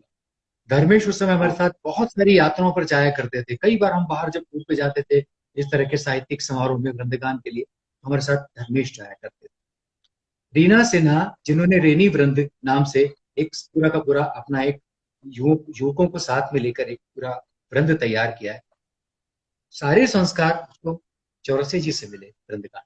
हम्म, और मुझे याद है सुनील भाई के संगीत नाटक एकेडमी ने एक वृंदगान उत्सव आयोजित किया था गुवाहाटी में। और जब ये प्रस्ताव आया तो चौरसिया जी ने कहा कि मैं तो बिल्कुल अब बिस्तर पे आ चुका हूँ, मेरी रोशनी लगभग छीनी जा चुकी है, मैं सिर्फ हाँ, तुमसे बात कर सकता हूँ। क्या तुम लोग, ये मौका बहुत बड़ा आया है और इतनी सारी लंबी यात्रा के बाद संगीत नाटक अकेडमी ने बुलाया है इस उत्सव में, तो क्या तुम लोग जाओगे? मुझे बुलाया, मुझे कहा कि क्या तुम वृंदगान के सारे इन बच्चों को बुला सकते हो, इकट्ठा कर सकते हो? तो मैंने चौरसिया जी को कहा, मैंने कहा भाई जी मैं कोशिश करता हूँ। बोले देखो मैं तो ना साथ में रह पाऊंगा, ना मंच पर मैं वैसा हाथ हिलाता हुआ तुमको दिखाई दूंगा, लेकिन वो गीत जो वहां पर प्रस्तुत करना है वो सारे के सारे तुम लोगों को पता है, सारे गीतों की रिहर्सल करना शुरू कर दो और तुम लोग जरूर जाओ। मुझे याद है कि हम सब लोगों ने तैयारी की और उस उत्सव की तिथि जैसे जैसे पास आ रही थी, चौरसिया जी की सांसें, उनकी डोर ऐसा लग रहा था कि जैसे धीरे धीरे धीरे धीरे छोटी होती जा रही। और अंततः नियति को यही मंजूर था कि उस उत्सव के ठीक 7-8 दिन पहले चौरसिया हाँ, जी कभी प्रबलित हो गए, उनका निधन हो गया। लेकिन उनकी पत्नी ने, संध्या भाभी ने कहा कि देखिए ये 10वीं और 13वीं का कर्मकांडी जो भी है वो हम सब लोगों को वो कर्मकांड निभाना है, हम सब करेंगे, लेकिन ये समूह गुवाहाटी जरूर जाएगा। और वो समूह पूरा का पूरा चौरसिया जी की स्मृति को प्रणाम करता हुआ वहां गया और एक बहुत शानदार कार्यक्रम वहां पर वृंदगान का देखकर आए। उसकी पूरी कमेंट्री यहाँ से मैंने रिकॉर्ड की। और चूंकि मुझे यहाँ चौरसिया जी की 13वीं में रहना था तो मैं नहीं गया उसमें। तो फिर मेरी घोषणा पूरी यहाँ पर उमेश टक्कसवार ने रिकॉर्ड की और रिकॉर्डिंग मेरी पूरी पूरी वहां गई और इस तरह से वो कार्यक्रम कर सका। बहरहाल, तो चौरसिया जी का जो डेडिकेशन था, अपनी जो निष्ठा थी और उनका जो अनुशासन था और उनकी जो ऑनेस्टी थी, सुनील भाई हमारे दौर में अब ऐसे लोग शायद नहीं है, नहीं बचे हैं। नहीं, बता ना कि वो क्या है कि बहुत अंदर से बहुत तरल, और मैं देखता हूँ ना जैसे वो पंडित लालमणि मिश्र अपने गुरु के लिए जो समारोह करते थे, जी किस तरह से, कैसे फिर वो उनके एक बेटे का एक हादसा भोपाल में कितना घबरा गए थे, कितने बार जी उन्होंने कहा कि मैं इसको बंद कर दूंगा, लेकिन वो उनसे बंद नहीं किया जाता था, लेकिन कैसे मतलब इतने बड़े कारणों के बाद भी उन्होंने इसको बंद नहीं किया और जी जी चलाए रखे। तो जी वो ही मैं घूम फिर के कहता हूँ कि जहाँ भी बहुत निजी रूप से ही मुझे लगता है कि मैं जहाँ कहीं इतने ज्यादा पवित्र व्यक्ति को देखता हूँ तो मैं वहां पर जो सो कॉल्ड हम लोग कहते हैं ना, नखरा और नक्शेबाजी जिस हम जिस संसार में रहते हैं, वो सबको एक जी तरफ जी फेंकना पड़ता है। बिल्कुल क्योंकि ठीक है। फिर आप क्या है, अपने आप को ही मुंह दिखाने के काबिल नहीं रह जाओगे अगर इतने ज्यादा मतलब रूढ़ हो गए और प्रपड़ हो गए, तो फिर अपने आप को मुंह दिखाने के काबिल नहीं। बिल्कुल बिल्कुल ठीक कह रहे हैं आप। तो सुनील एक भाई एक ये, बात, हाँ जी आप नहीं कहिए, नहीं आप नहीं, कहिए। आप कहिए, ऐसे नहीं, कोई मैं तो खास बात। एक बात छेड़ रहा था, इसलिए आप जो कुछ जी आप कहिए, आप क्या कुछ कह रहे थे। हाँ नहीं, मैं ये कह रहा था सुनील भाई कि अ, बहुत सारे सवाल आप मुझसे कर रहे हैं, और इसलिए भी उन बातों को छेड़ रहे हैं आप जिनमें आप बराबरी से मेरे साथ शरीक रहे हैं। मुझे याद है कि यदि मैं और आप, हम अपनी समानांतर यात्राओं को याद करते हैं, तो एक ही दौर में देखिए सुनील भाई कि आप भी पत्रकारिता से जुड़े, और आपने भी मैं सांस्कृतिक विषयों को आप लिखना शुरू। आप जब बता रहे थे कि आपका वो स्कूल में चयन हो रहा था, तो मुझे अपने मॉडल स्कूल का याद आ रहा था कि वहाँ वार्षिक पत्रिका में रचनाएं मांगी गई तो मेरी रिजेक्ट हो गई थी। अच्छा, हाँ, तो बहुत उसमें बढ़िया। नोटिस बोर्ड पे लगा था कि एक वार्षिक पत्रिका निकलेगी, उसमें हाँ आप लोग अपनी अपनी रचनाएं दे दें, तो मैंने एक रचना दी तो रिजेक्ट हो गई थी। तो एक ये भी चलो, ये उस समय के शुरुआती जो है। अनुभव है। जी जी, हाँ, हाँ। उस समय वो तो आष्टे वाले सर वहां पर थे, म्यूजिक के टीचर नाथन सर थे। वो भी बड़ा अच्छा वातावरण था। बंटी जैसे लोग हमारे मतलब एक दो क्लास जूनियर थे, लेकिन कितने गजब के प्रतिभाशाली। ये आज जो हाँ, हमारे वर्तमान में जो आदरणीय मुख्यमंत्री जी हैं, हम 7वीं में थे, ये 11वीं में थे, प्रेसिडेंट बने थे। तो अच्छा कितनी अच्छा, वाह। सादगीपूर्ण इनको हम देखते थे। हाँ, बाहर वो हम्म शंकर की बेर का ठेला था, वहां पर वो अक्सर आते थे कभी कभी। हम्म और फिर हम लोग अपनी चार समस्या बताते थे कि हमको फलाने सर ने डांटा मारा या किसी ने कुछ कर दिया, तो फिर वो हम लोग के लिए अंदर लड़ते ही जाके। हम्म। तो कुछ चीजें हैं बड़ी यूनिक, ऐसे मेमोरेबल। लेकिन फिर भी एक जीवन, मुझे कई बार अच्छा लगता है, सुनील शुक्ला वगैरह तो हमारे साथ के मित्र हैं, और ये लोग वाह। हमसे, पीनाथ अग्रवाल जो इतने बड़े डॉक्टर हैं, वो भी हमारे साथ के पड़े हुए हैं। ये सब हम्म, इतने गुणी और इतने शीर्ष पर पहुंचे हुए हैं, और बहुत प्रेम देकर बात करते, तो अब लगता है कि अपन तो फिसड्डी थे, उस तरह से कोई कीर्तिवान अर्जित अपन ने किया नहीं। लेकिन भगवान की कुछ कृपा है कि ये सब इतना प्यार और प्रेम देते हैं। हम नहीं आपसे एक बात एक्चुअली ये मतलब, सुनील भाई, भूमिकाएं, आप जो बात कह रहे हैं, देखिए क्या है कि अब आप सुनील शुक्ला से पूछेगा कि वो सुनील मिश्रा के बारे में क्या सोचते हैं, है ना। ये क्या होता है कि अब जैसे आपने कहा, आपके समय के बहुत सारे मित्र इस समय अलग अलग तरह से उनका दर्जा अलग हो गया होगा, ठीक है, वो अपने पद से, अपनी प्रतिष्ठा से। लेकिन जब उन लोगों से आप अपनी बात जब करेंगे या किसी और से सुनेंगे आपके बारे में प्रतिक्रिया, तो निश्चित रूप से उनके भीतर से एक अलग किस्म का गर्व आपके प्रति छलकता हुआ आप देखिए। तो देखिए, हम सबकी भूमिकाएं हमारी तय है। आपको एक रचनात्मक अ, रुझान के साथ में अपना भविष्य तय करना था, नियति ने तय किया। आप उसके साथ जितनी भी लगन, जो निष्ठा हो सकती है उसके समय की, देखिए जितने भी सेक्रीफाइसेस होते हैं, आप सब जानते हैं, हम सबको करने पड़ते हैं। वो सारे तमाम आपने भी अपने समय में की ही है। और कोई, हम लोग ऐसे तो है नहीं कि हम बिल्कुल कोई भामाशाहों के परिवार से आते हैं। हम लोग का अपना बिल्कुल मध्यम नहीं। वर्गीय परिवार। हमारे माँ पिता ने, भाई बहनों ने हमको किस तरह से बड़ा किया, कैसी परवरिश दी। लेकिन एक बात है सुनील भाई, कि जिस तरह से उन्होंने हमें संस्कारों में ढाला, आचरण जिस तरह के हम लोगों के भीतर उन्होंने रोपे, और जिस तरह से इन रास्तों पे उंगली पकड़कर धीरे धीरे धीरे आगे बढ़ना हमें सिखाया, आज हमें लगता है कि किसी भी विश्वविद्यालय में, किसी भी प्रशिक्षण शाला में, किसी भी गुरुकुल में हमें वो नहीं मिल सकते। जो आपको अपनी माँ से, अपने परिवार से मिले, मुझे अपने परिवार से मिले, अपने शहर से मिले। और भोपाल में भी न जाने कितने सारे ऐसे किरदार हैं, कितनों के नाम लें, जिन्होंने न जाने कितने सारे अंधेरों में अचानक एक दिया सलाई का काम हमें किया, रोशनी दी। हम बुझ रहे थे तो उन्होंने कैसे हमें उंगली पकड़ के खड़ा किया, कहा कि नहीं चलो जाओ आगे जाओ। रोज रात को घर लौटते समय तकिए पर सिर रखते हुए अपने आप से जब हम सब संवाद करते हैं तो संवाद नहीं करते, हम अपने आप से सवाल किया करते थे। और वो सवाल बहुत सारे आज हमें याद आते हैं कि बहुत दूर जाकर उनके उत्तर हमको मिल पाए। उस समय तो सवाल सवाल ही थे। लेकिन बस सवाल उन से सवालों को उन सवालों को अपनी जेबों में लेकर, अपनी उंगली में उंगली थाम कर उनको लेकर आगे बढ़ते थे। बहरहाल, तो आपके साथ जब मैं देखता हूँ, बातचीत जब आपसे साथ करता हूँ, कई बार यूं ही बात होती है, हम लोग हो सकता है कि बीच में हमारी महीनों बात ना हो, लेकिन जब जब हम मिलते हैं, आपसे हम बात करते हैं, तब लगातार एक समान संघर्ष मुझे दिखाई देता है। और संघर्ष पर अभिमान है। उस संघर्ष पे मुझे कभी भी कोई आंसू नहीं है मेरे आंखों में।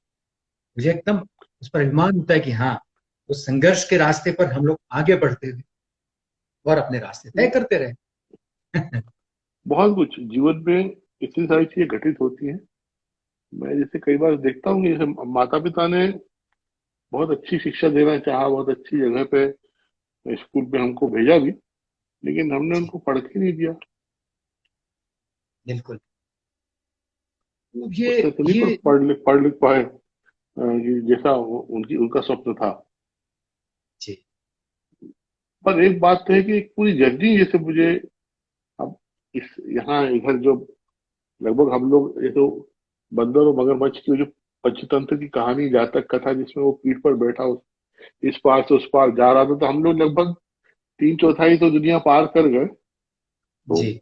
इससे पुनरावलोकन बहुत होता है, बिल्कुल, बिल्कुल, अपना ही आपका। और बिल्कुल। मैं अभी मुझे एक बात ये भी पूछना है आपसे कि आप दो दो पत्रिकाओं के संस्थापक संपादक रहे, कलाओं की जी, पत्रिकाओं के, जिसका जिससे पहले भोपाल में कला पत्रिका को लेकर या उस तरह का कोई जो शासकीय पहल भी हुई तो वो उस तरह से नहीं हुई जो बहुत अच्छे प्रबंधन और अच्छी चिंता के साथ और सामयिकता के साथ जो कला समय के रूप में आपने किया, और फिर बाद में रंग जी, संवाद जी, एक समृद्ध किस्म का प्रकाशन है, उसमें सारे संसाधन है और जी, उसकी अपनी श्रेष्ठता भी है। पर जी, कला समय का प्रकाशन जो है वो अपने आप में एक संघर्ष से भरा हुआ है। जी, तो जी। वो उसको कैसे आपने लगातार और वहां पर शायद हम लोग फिर वही में जुड़ जाता, हम लोग जवाहर चौक में प्रेम शंकर शुक्ल का घर और किसी हाँ, पत्थर की पटिया में बैठ के हम लोग शायद इसकी योजना बना रहे थे कला समय। सुनील भाई, बिल्कुल मैं वहीं पहुंचना चाह रहा था। और बिल्कुल आपने मतलब मुझे जो कहा तो मेरी आंख में, मतलब आप जब कह रहे थे तभी मुझे सबसे पहले वो एक हमजोली मुझे याद आई कि हम लोग उस जवाहर चौक के उस शेड में जहां पर प्रेम शंकर शुक्ल रहा करते थे, और आप हम तीनों वहां पर बैठकर और इस पत्रिका के सपने बुनते थे। और तब सच कहूं मैं आपको कि किसी पत्रिका को निकाला कैसा जाता है और पत्रिका का संपादन, कला पत्रिका, ये अलग बात है कि ठीक है कि चूंकि सांस्कृतिक पत्रकारिता शुरू हो गई थी और भीतर तो वो संस्कार थे, लेकिन पत्रिका हाँ कोई मजाक नहीं हुआ करती। पत्रिका को पूरा का पूरा जीवन देना, उसको हाँ उसकी पूरी परवरिश करना, मतलब हम हाँ सब हाँ, लोगों के हाथ उस समय क्या थे, हमारे पास क्या संसाधन थे। कुछ बस नहीं अजीब कुछ नहीं। अजीब से, बिल्कुल उस मित्रों के कहने पर पता नहीं पड़ा, कहा कि स्वीकार कर लिया कि संपादन, वो मतलब कम से लेकिन कम वो सब तो कुछ भी नहीं था कि वो छपेगी कैसे। इसका तो बिल्कुल कुछ पता ही। सुनील भाई, वो पहला अंक वो पहला अंक प्रमाण के तौर पर इसलिए देखा जाना चाहिए कि कोई भी पत्रिका का पहला अंक निकलता है, उसमें सबसे पहले जनसंपर्क विभाग का विज्ञापन होता है, राज्य शासन। उस पत्रिका में पब्लिसिटी डिपार्टमेंट का एक भी विज्ञापन नहीं। ये आदरणीय सुधा रघुरमन जी आपको कह रही हैं और हमें भी कह रही हैं। इनको इनको तो हम मतलब हम जैसे लोग खड़े होकर प्रणाम करते हैं। प्रणाम, मेरा एक मीटिंग है वरना जरूर पूरे टाइम रहती। हमारे फेवरेट पर्सन हैं आप दोनों। उनको तो मेरा प्रणाम सुधा जी को। और सुधा जी सुधा से जी मैं को इतना इतना गदगद जी रहता हूँ कि मैं क्या बताऊँ। आप कहिए उनके बारे में, क्योंकि आपने मंच के पीछे सुनील से कई भाई, बार कहा है। सुनील भाई, मैं सबसे पहले तो सुधा जी के बारे में तो मैं कहूंगा कि वो वास्तव में, जैसा उनका नाम है, और सुधा का यदि मैं हिंदी शब्दार्थ पूछता हूँ तो हम सब जानते हैं कि सुधा का अर्थ होता है, आप जानते हैं कि अमृत होता है। तो जिस तरह से वो, बिल्कुल। उनके कंठ से जो स्वर का अमृत छलकता है, कितनी शुद्धता और कितनी मिठास के साथ और कितनी विनम्रता के साथ वो गाती हैं। और मेरा ये हमेशा मानना है सुनील भाई, कि मैं जैसे कि हमेशा जब उद्घोषकों के साथ भी हमारे मित्रों से बात होती है और जब वो बात करते हैं शब्द के बारे में, भाषा के बारे में, सब कुछ के बारे में, तो हमेशा मैं बोलता हूँ कि स्क्रिप्ट कागज पर लिख ली आपने 4-5 पन्नों की, और आपने उसको पढ़ डाला, उद्घोषणा ये नहीं होती। आप बहुत अच्छा भी लिख कर ला सकते हैं कहीं से, लेकिन यदि उसमें एक्सप्रेशन नहीं है, हाँ, यदि उसमें अभिव्यक्ति नहीं है, तो वो आपने सिर्फ सिर्फ और सिर्फ पढ़ा, आपने कहा नहीं। तो पढ़ने और कहने सही। में बहुत फर्क। तो सुधा रघुवंश जी की जो गायकी, वो अभिव्यक्ति के कूल किनारे तय करती हुई इतनी दूर तक, अनंत तक ले जाती है मिठास के साथ। और उनका जिस तरह का व्यवहार है, और संगीत को किस तरह से जिया जाता है, और एक संगीतकार को कितनी शिष्टता के साथ में अपना जीवन गुजारना चाहिए। सुधा जी और उनके पतिदेव दोनों को मैं प्रणाम करता एक भावनात्मक बात जो है वो राहुल रस्तोगी जी ने कही थी। आज हूँ। मैं अच्छा। सुधा जी से साझा कर रहा हूँ, इनको सुन के अच्छा लगेगा। फिर ये मीटिंग में चली जाएंगी तो अच्छा रहेगा। हाँ। बोले कि हम लोगों ने हम लोग का जो अपनापन है सुधा जी के लिए, तो सुधा जी के लिए भोपाल एक मायके की तरह है। ये उन्होंने, राहुल जी ने एक बात कही। वाह वाह वाह, बहुत अच्छा। अब मायके तो का अर्थ सुधा आप जी समझ लो बिल्कुल कि ये भोपाल की बेटी हुई।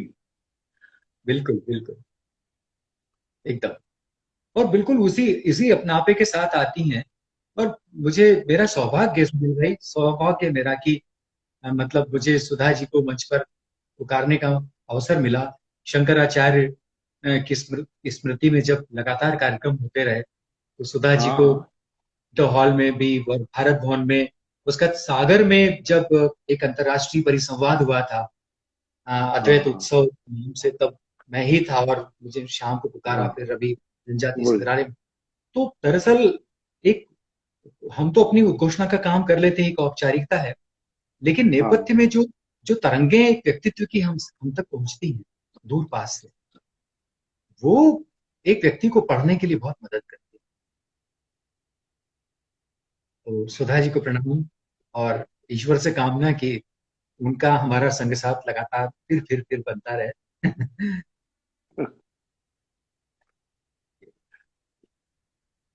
हम लोग सुनिए भाई, वो मुझे पत्रिका। लगता है कि हाँ, कला। बातचीत बातचीत तो बहुत लंबी होते जा रही है, और 1 घंटा पार वो हो अभी, गया है।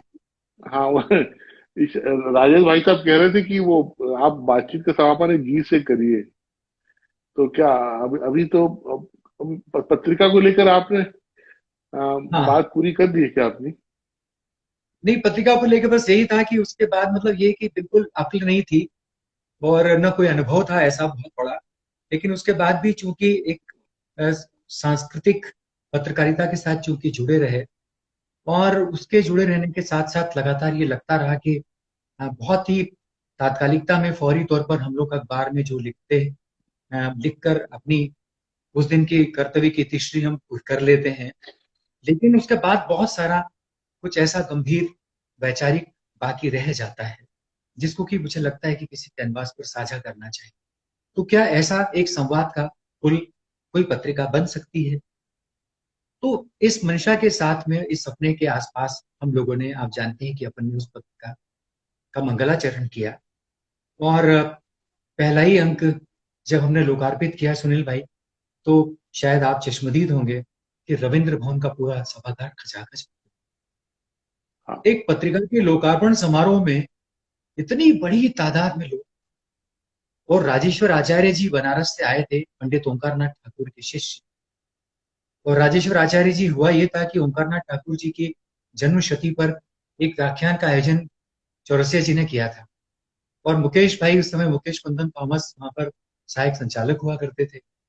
तो जब मुकेश भाई से मैंने साझा किया कि पत्रिका का लोकार्पण भाई साहब बस है और आपको उसकी उद्घोषणा आपको करनी है, मैं बिल्कुल नहीं करूंगा, मैं उसका संपादक हूँ और आपको ये स्वीकार करना है।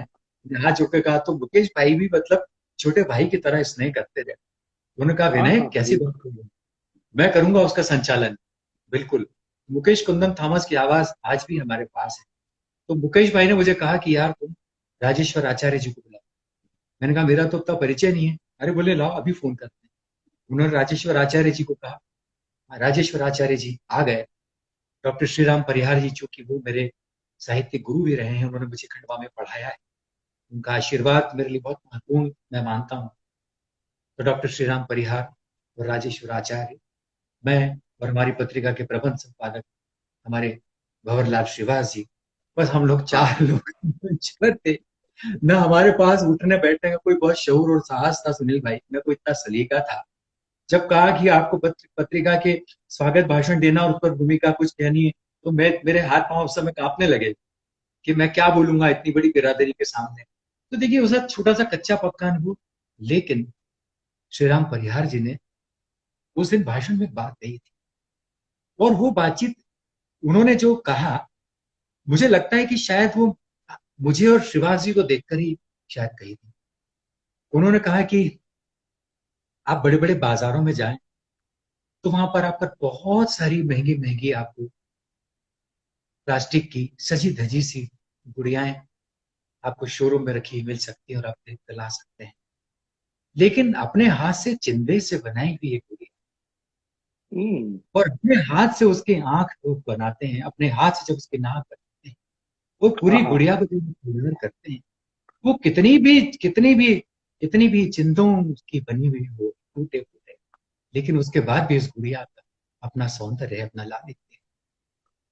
तो क्या विनय बात। उपाध्याय और भंवरलाल श्रीवास ऐसी एक चिंदे की छोटी सी अपनी गुड़िया लेकर आपके सम्मुख प्रस्तुत, आप लोग इसे अपना आशीर्वाद दीजिए। बहुत बड़ी ब्लेसिंग, बहुत बड़ी। तो ऐसे किंचन सी अपनी शख्सियत थी उस समय। लेकिन फिर आप जैसे दोस्त जुड़े सुनील भाई, मुझे याद है कि प्रवेशांक पर सबसे पहला आर्टिकल आपने लिखा और वो आर्टिकल विजयदर श्रीधर जी के आंचलिक पत्रकार, जो उनकी उस समय जो अखबार निकलता था, जो पत्रिका निकलती थी, मुझे याद है कि उसमें छपा। आपने पहला पहला डिस्पैच आपने कला समय पे आप लिखा। तो ये उस समय बिल्कुल आप मान के चलिए कि आपके पास एक तोला भर मांस है और उसमें आपको सब कुछ करना है, उसी में अपना शरीर बनाना है, उसी में आपको अपनी प्राण, आपको प्राण जो है प्राणों को संचार करना है और उसी के साथ आगे बढ़ना है। लेकिन उस समय थोड़े थोड़े थोड़े से सहयोग आपके भीतर पड़े, भरोसे का संचार करते हैं और ऐसे आप जैसे मित्रों के सहयोग से वो पत्रिका प्रवेशांक से लेकर आज तक आज तक अबाध रूप से जारी। मैं फिलहाल उसका संपादक नहीं हूं, लेकिन अभी भी कला समय के प्रति मेरी बहुत आंतरिक शुभकामनाएं होती है। और ठीक है कि एक लगभग 18-20 साल तक मैंने उसका संपादन किया और उसी समय में बड़ा रामेश्वर बड़ा गुरु जी बड़ा और समय उसको तमाम दिया, और जितने वो सारे जी जी जी किस तरह से महत्वपूर्ण बातचीत उसमें समय समय पर शामिल हुई, कैसे विशेष अंक बने, कैसे जी दुर्लभ चित्र, वो सब तो जो उसमें एक बार छप गए, चस्पा हो गए, तो इतिहास ही बन गया वो। जी उसको जी बल्कि अब इस समय जो संपादन उसका कर रहे हैं, जो प्रकाशक भी हैं, उनको जी चाहिए कि वो उन कुछ दुर्लभ अंकों से कुछ अच्छी सामग्री निकाल के उनको बुक फॉर्म में लाएं। जी अगर वो बिल्कुल ये कर बिल्कुल पाए तो शायद उनके भी जीवन का इस समय का वो बड़ा काम होगा, अगर वो कर पाए तो। जी जी और बिल्कुल। अब मैं क्या कहूँ, मेरे आप कह रहे हो कि समय हो गया है और बातचीत अधूरी है, तो यार नहीं तो नहीं फिर ठीक एक है। भाग फिर कभी और होगा, ऐसा होगा। नहीं ठीक है, फिर कभी बात करेंगे। हालांकि मैं जानता हूं कि कभी भी आप किसी से भी बात करें तो बातचीत तो कहीं ना कहीं अधूरी होती है। तो वो मैं हमेशा अक्सर कहता हूँ, मैं अपने संचालन में आखिरी में कह दिया करता हूँ इस तरह की बातचीतों में कि बातें रही अधूरी, बिछड़ना पड़ा, आए भी इत्तेफाक मुलाकात की तरह। तो क्या बात है। इत्तेफाक आप बुला कुछ सकते हैं कुछ कि सुनाएंगे ना? मैं ऐसा करता हूँ कि आज अपनी एक कविता से मैं जो है बातचीत का समापन करता हूँ।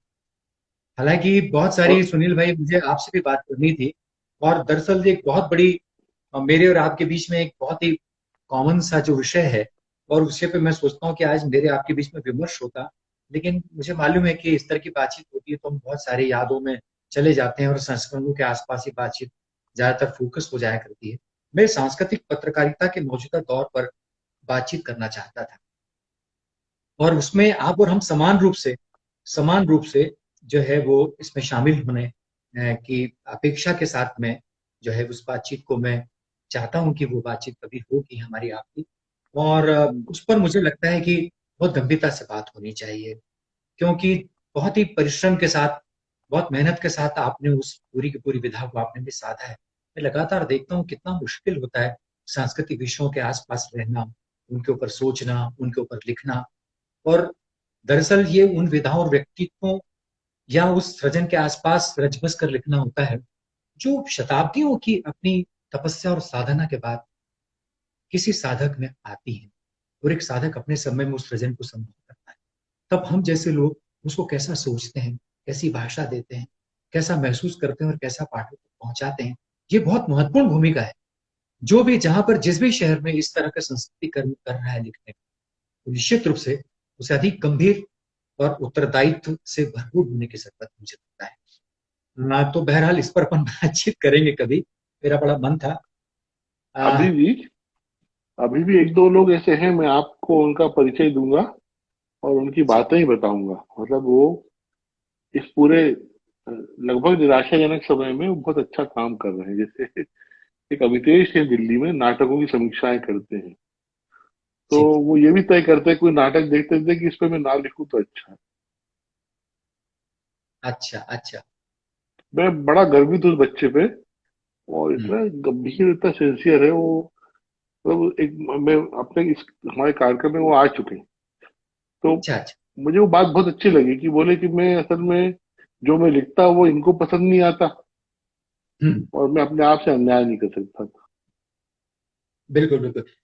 सुनील भाई, वैसे तो खैर ये एक बड़े डिस्कोर्स का विषय है, लेकिन मुझे याद है कि जब शायद मैं और आप से वो, उसने, कोई झा नृत्यांगना है अपनी, रानी खानम की शिष्या, उसने आप हमको कॉमनली बुलाया था इसमें बातचीत करने हाँ, के मेघा। मेघा मेघा लिए। मेघा हाँ, शायद अभी वो, इसमें, अब इस बातचीत शुरू में आई थी, हाँ, ऐसा और मुझे अपने लगा। साथ रविंद्र मिश्र जी भी अपने साथ थे। हाँ, तब मुझे लगता है कि अपन लोगों ने इन सवालों को और इस दर्द को अपन ने उठाया, और हाँ, जी, जी, और उस समय ये बात हुई थी कि दरअसल ये ऐसा पेशा है, जैसे धनंजय वर्मा अक्सर कहते हैं कि आलोचना चाहते सब हैं, पसंद कोई नहीं करता। हाँ, ये उनका उनका जुमला। तो उन्होंने कहा कि आलोचना मतलब सबकी इच्छा होती है कि हमारे नाटक को कोई लिखे, हाँ। लेकिन अगर आपने यदि मान लो लिख दिया और खरा खरा लिख दिया, तो नहीं, खैर नहीं करती। और हमको भी उस जिनके समय लिए विवाह आपने लिख मिश्रा जी दिया। विवाह मिश्रा जी ने डांट चुकी कई बार। हाँ, हम लिखते थे शुरू शुरू में, मैं तुमको पता है और नाटक क्या होता है, कि क्या लिख दिया, कुछ भी लिख देते जी, हो, जी, कुछ भी कर देते बिल्कुल, बिल्कुल। और बहुत सारे लोग ये साहस के साथ कहते हैं कि नहीं, नहीं, आप तो आलोचना लिखिए, और बिल्कुल लिखिए और कम ही बताइए। मैं दावे के साथ करता हूं कि ऐसे 100 में से एक व्यक्ति भी नहीं होगा जो कि आपकी लिखी हुई हो। हाँ, आलोचना को पचा ले। हाँ। बहुत मुश्किल काम है।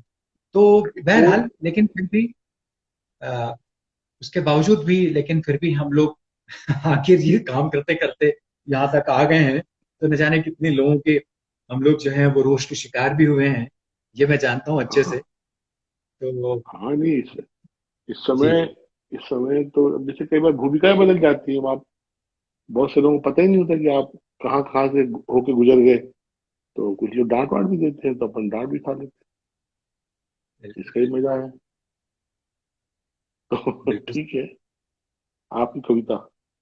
तो मैं अपनी कविता जो है वो, हालांकि मैं कवि के रूप में अपने आप को प्रोजेक्ट बहुत कम करता हूँ, और मतलब ठीक है कि स्वांतः सुखाय ही ज्यादातर लिखी है, लेकिन फिर भी जो लिखी है और कभी आकाशवाणी में पढ़ने का मौका आया, तो दरअसल इस कविता के साथ में एक संदर्भ सुनील भाई मैं जरूर साझा करना चाहूंगा कि ये कविता जब साकेत अग्निहोत्री हिंदी विभाग में थे आकाशवाणी भोपाल में, और वो काव्य पाठ के लिए कभी कभी बुला लिया करते थे, तो मैंने अपनी ये कविता जो मैं सुनाने जा रहा हूँ वो मैंने अपनी कविता एक बार एक गोष्ठी में सुनाई।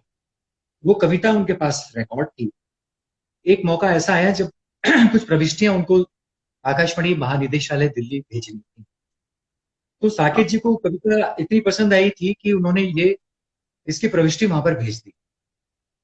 और वो दरअसल मौका ये था कि 26 जनवरी यानी गणतंत्र दिवस की पूर्व संध्या पर जो सर्व भाषा कवि सम्मेलन होता है, उसमें पूरे देश से कविताएं आमंत्रित होती हैं और महानिदेशालय में एक जूरी कमेटी होती है जो कि उन कविताओं को पढ़ती है और उनको सिलेक्ट करती है। तो संयोग की बात है कि ये मेरी कविता महानिदेशालय आकाशवाणी ने चुन ली और मैं अच्छा। एकमात्र युवा कवि के रूप में हिंदी भाषा के कवि के रूप में उसमें चयनित हो गया। तो वरिष्ठ कवि के रूप में विष्णु नागर थे दिल्ली से, और युवा हाँ कवि के हाँ। रूप में मेरी कविता हुई। और मैं सच में इतना संकोच से भर गया कि मैं तो कोई बहुत जैसा ऐसे मुख्य धारा का कोई बहुत कवि हूं नहीं। तो उन्होंने कहा कि इससे कोई फर्क नहीं पड़ता, आकाशवाणी के मानक बिल्कुल अलग।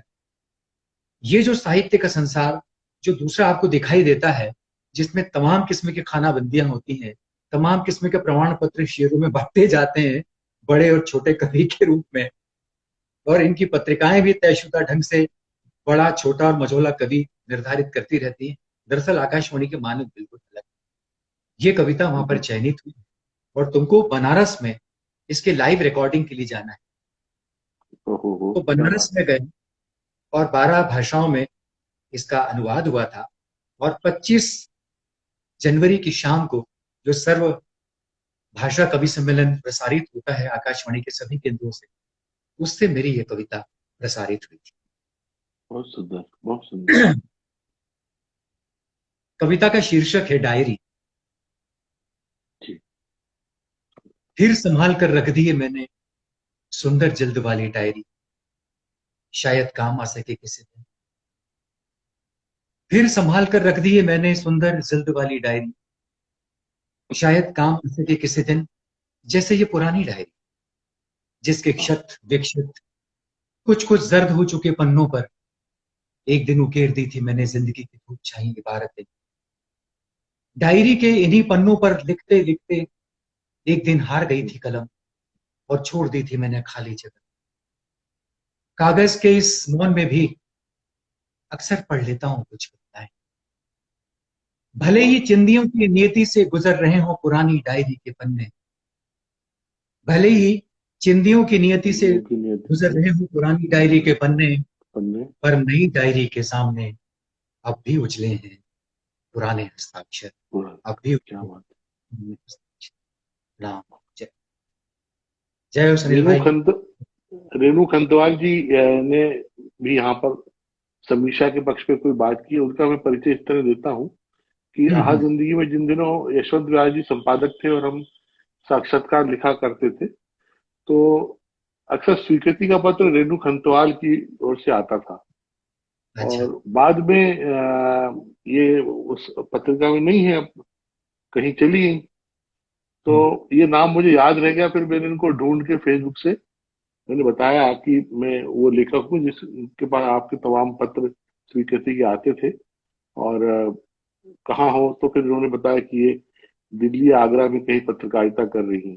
बहुत अच्छी लड़की है, छोटी बहन की तरह। तो वो भी इस बातचीत का हिस्सा रही। मैं उनका भी आभार व्यक्त करता हूँ। राजू भैया का भी मैं बहुत कल जैसे मैं राजू भैया को मिलता हूँ तो मैं एकदम ऐसा मेरे रोम रोम खड़ा हो जाता है। मुझे कितनी सारी बातें याद है उनसे पहली बार मिलना, और कैसे एक एक जर्नी मेरी जिसमें। और भाई साहब भी जब जो जो काम करते थे तो लगभग मुझसे शेयर करते थे। मुझे आज भी याद है, वो एक दिन 2:30 बजे बम्बई से लौटे थे जहाज से, और मैं घर पे उनका इंतजार कर रहा था। वो घर आके अपना सूटकेस खोला और मैंने प्यार किया का एक लंबा सा रंगीन फोटो निकाल के दिया। तो फिर मैंने उसको संडे ऑब्जर्वर में लिखा था। वाह वाह। नहीं सुनील भाई, राजीव वर्मा जी के बारे में हम लोग कल भी बात कर रहे थे, और ठीक है कि कल उनको मंच पर पुकारते हुए हम सब लोग समय सीमा से बंधे हुए थे। और हमेशा होता है कि जिसके बारे में आपको सबसे ज्यादा मालूम होता है, उसके बारे में सबसे छोटा कहना अपन सब के लिए वो तो इम्तहान ही हुआ करता है। तो क्या भूलूं क्या याद करूं की तर्ज पर कल भी मैं सोच रहा था कि कितनी सारी चीजें, कितने सारे संदर्भ मुझे उनके मालूम है, उनकी शख्सियत के कितने सारे पहलू से आप और हम दोनों जुड़े हैं। लेकिन सबसे बड़ी बात जो आपने भी कल कही थी, और मैं ये देखता हूँ कि निरअहंकारी कैसे रहा जा सकता है एक सितारा शख्सियत होकर भी। वो बात है, बिल्कुल है। बिल्कुल। मतलब भाई साहब, मतलब जब भी हम उनसे मिलते हैं, मतलब कई बार तो मैंने ये तक देखा सुनील भाई कि मान लो हमारा ध्यान नहीं गया है, तो तब बता राजीव भाई आपके कंधे पर, पीठ पर हाथ रखकर और बोलते हैं कैसे हो विनय, या आपसे बोल हाँ, सकते हैं कि सुनील भाई कैसे। आप देखिए कि थोड़ी थोड़ी सी उपलब्धि में हमारे यहाँ लोग कितने कितने अहंकार से भर जाते हैं। लेकिन वो कमाल है इस मामले में, और इतने आसान उपलब्ध हैं, और इस पूरी विनम्रता से इतनी आसानी से जो है वो समारोह में बुलावे पे चले भी आते हैं, और अपनी तरह से उनको जो कहना होता है, तमाम किस्म के उनके भीतर कोई दबाव नहीं होते, तमाम दबावों से हाँ, मुक्त होकर उनको जो कहना होता है वो साहस के साथ वही में वो वही कहते हैं। तो ये वही वही एक बड़ी बात है जी। और हम इस लोगों के समय लिए जो तो हमारे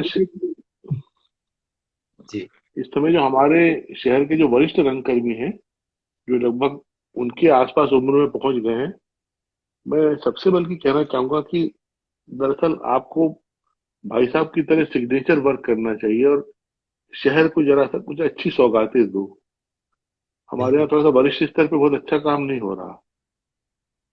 हम जो जो स्टार कलाकार हुआ करते थे, जिनके हम लोगों को ऑटोग्राफ भी लेने में अच्छा लगता था, वो लोग कोई बहुत अच्छा काम नहीं कर रहे। तो बिल्कुल मुझे बिल्कुल लगता था कि उनको भाई साहब से सीखना चाहिए। बिल्कुल बिल्कुल बिल्कुल, एकदम ठीक कहा। वो मतलब इस मामले में एक आदर्श रंगकर्मी के रूप में हमें दिखाई देते हैं। हाँ, कमाल है। और कई बार बिल्कुल मतलब ऐसा लगता है कि बिल्कुल एक क्योंकि एक नवोदित रंगकर्मी की अगर कोई प्रस्तुति भी होती है तो उसको भी देखने के लिए चले जाते हैं अगर वक्त होता है तो। हाँ, तो प्रोत्साहित बहुत बहरहाल करते हैं। और जी, वही मैं कह रहा हूँ कि वो एक एक बात भी कोई सुन ले, समझ ले, जीवन में उतार ले, तो वो कुछ बेहतर कर सकता है। और ये सौभाग्य की बात है कि शहर के थिएटर के लिए वो इस तरह से उदार है। बिल्कुल बिल्कुल बिल्कुल। एक बार हम भाई साहब से निवेदन करेंगे कि कोई रविंद्र भवन जैसे हॉल में या किसी अच्छी जगह पर, भाई साहब लिख रहे हैं आज का विषय में नहीं हूँ तो हम लोग असल में आपको देख के भावुक है और बड़ी उष्मा महसूस कर रहे हैं भाई साहब, इसलिए इतनी सब बातें किए जा रहे हैं हम्म, भावुकता में। लेकिन ये कि कोई सा समय देखकर हम लोग फिर एक बार भाई साहब से खूब सारी बात करेंगे, बिल्कुल बिल्कुल। योजनाबद्ध। मुझे ऐसा लगता है सुनील भाई कि क्या ही अच्छा हो कि ऐसा बिल्कुल हम लोग एक एटमॉस्फेयर क्रिएट करें, बिल्कुल स्टूडियो नुमा, और वहां पर हमारी बहुत ही मतलब बुलाई हुई हमारी ऑडियंस हो, और हाँ, उसमें वही बकायदा बैठे, आप बैठे हैं, राजीव वर्मा जी बैठे हैं, और बातचीत करें, आप लोग आपस में सवाल जवाब करें। मौका लगे तो हम भी आए, और ना भी आए तो भी हो सकता है ऑडियंस में से भी कुछ सवाल हो, और उसको अपन बहुत अच्छा सा रिकॉर्ड करते हैं।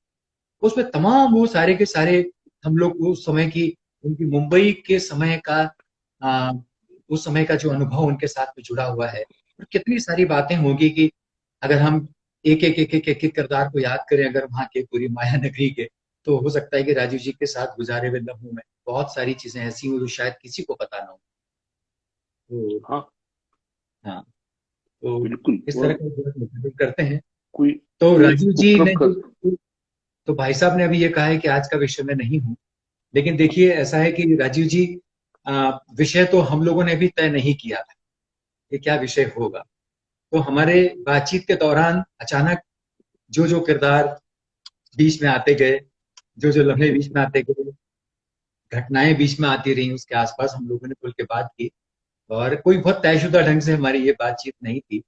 जब जहां जैसा हमको लगा कि बहा जा सकता है यहाँ पर, उस तरह से रह गए, और हम लोगों ने कुछ छोटे मुंह बड़ी बात कर ली हो तो राजीव जी मैं क्षमा चाहता और ये जैसे अब राजेंद्र अवस्थी जी है, इनका भी मैं बहुत आदर करता हूँ। इनको भी थोड़ा सा छेड़ के और हम विदा लेते हैं कि हूँ। उज्जैन में एक आदमी है, अपने तेवर में है, उसको किसी का डर नहीं है, जैसा है वैसा है। और अपने हाँ, काम में माहिर, अपने किरदार में गजब टंच बिल्कुल।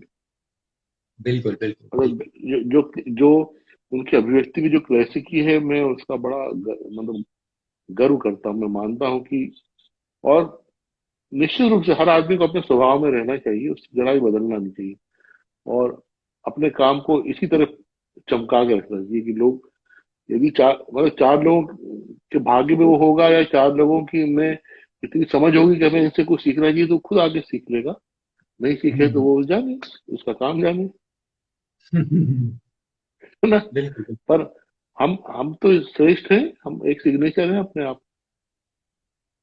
मैं उनका वो मार्च मार्च देखा, या उनकी हर प्रस्तुति, अभी बल्कि नया मार्च जो उन्होंने तैयार किया, राजा चित्र मुकुट, वो यहाँ हो नहीं पाया।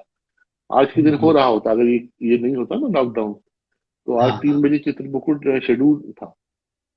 अच्छा। तो ये कुछ चीजें, एक योगेश नहीं, तिवारी का एक नाटक था शाम को छाहुर, और एक सुबह एक सत्र हमने 11 बजे रखा था, बंसीदा को ट्रिब्यूट।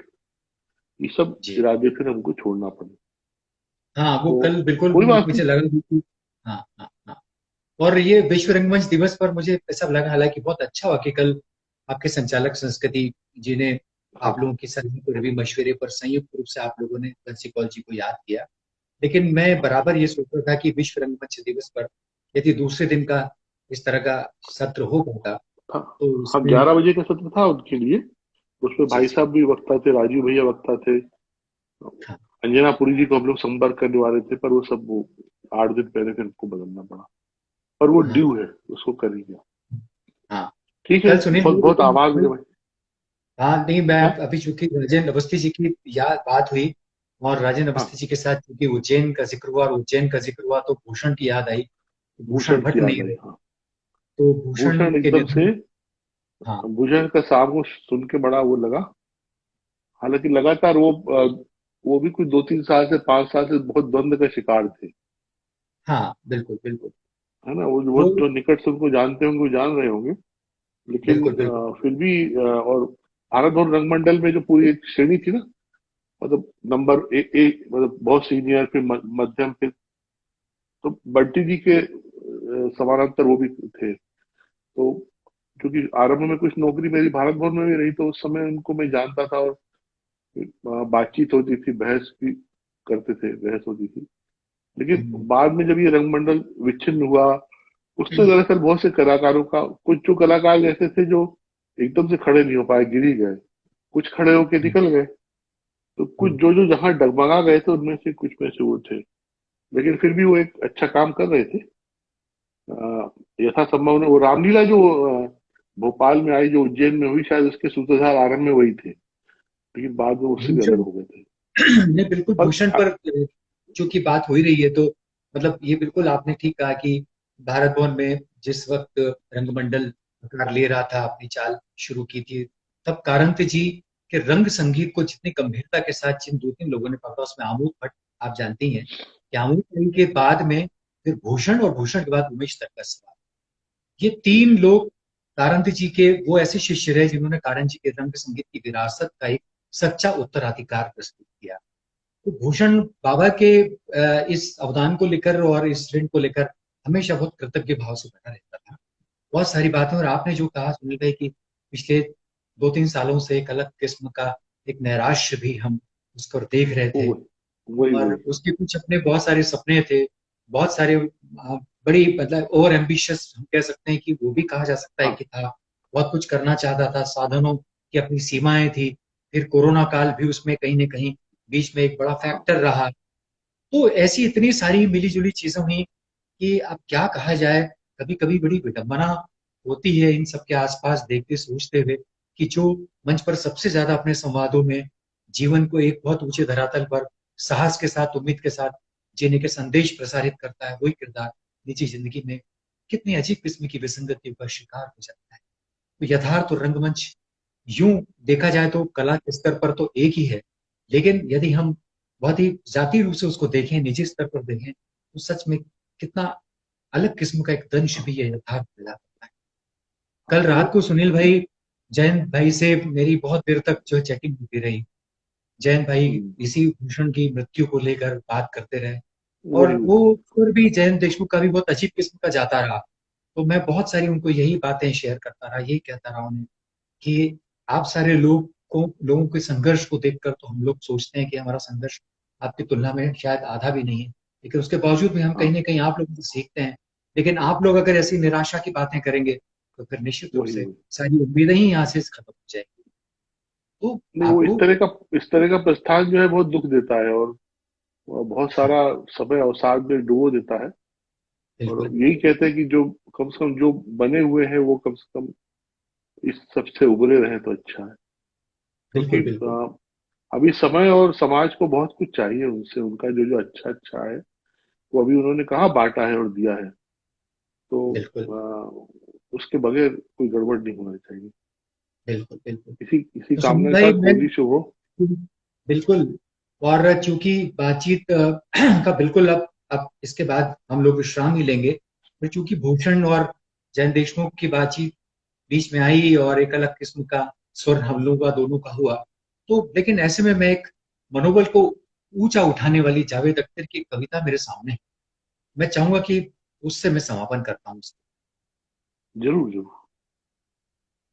वही है जिंदा, वही है जिंदा, गरजते बादल, सुलगते सूरज, झलकती नदियों के साथ है जो, खुद अपने कदमों की धूप है जो, खुद अपनी आंखों की रात है जो। वही है जिंदा जो चल रहा है, वही है जिंदा जो गिर रहा है संभल रहा है, वही है जिंदा जो लम्हा लम्हा बदल रहा है। क्या बात। धन्यवाद। सभी कम से कम लगातार 10 साथी हमारे बीच बने रहे, आते जाते रहे। 10 से 12 की उपस्थिति बीच में रही। ये टोटल जी जाके मुझे लगता है 70-80 लोग होंगे। मैं सबके प्रति बहुत आभारी हूँ जो जितना समय दे सके। और जी जी इस उपक्रम को विजय मनवानी को जरूर अपन प्रणाम करो। प्रणाम आदरणीय भाई साहब मिश्र जी, विनय दादा, वर्मा जी। जी जी। विनय वो भी इस बातचीत का हिस्सा रहे, विजय मनवानी जी। तो सभी के प्रति आभार है, और सब होली की हार्दिक शुभकामनाओं के साथ। और यह भी हम सब मिलकर कामना करें होली में जो हम लोग दहन करेंगे तो कम से कम उस पूरी आपदा को भी दहन हो जाए, ये कामना करें। और इस दहन के बाद से कोरोना का ग्राफ नीचे आए, संख्या कम होती जाए, और ईश्वर की हम सब पे एक साथ कृपा हो। बहुत धन्यवाद। आमीन आमीन आमीन।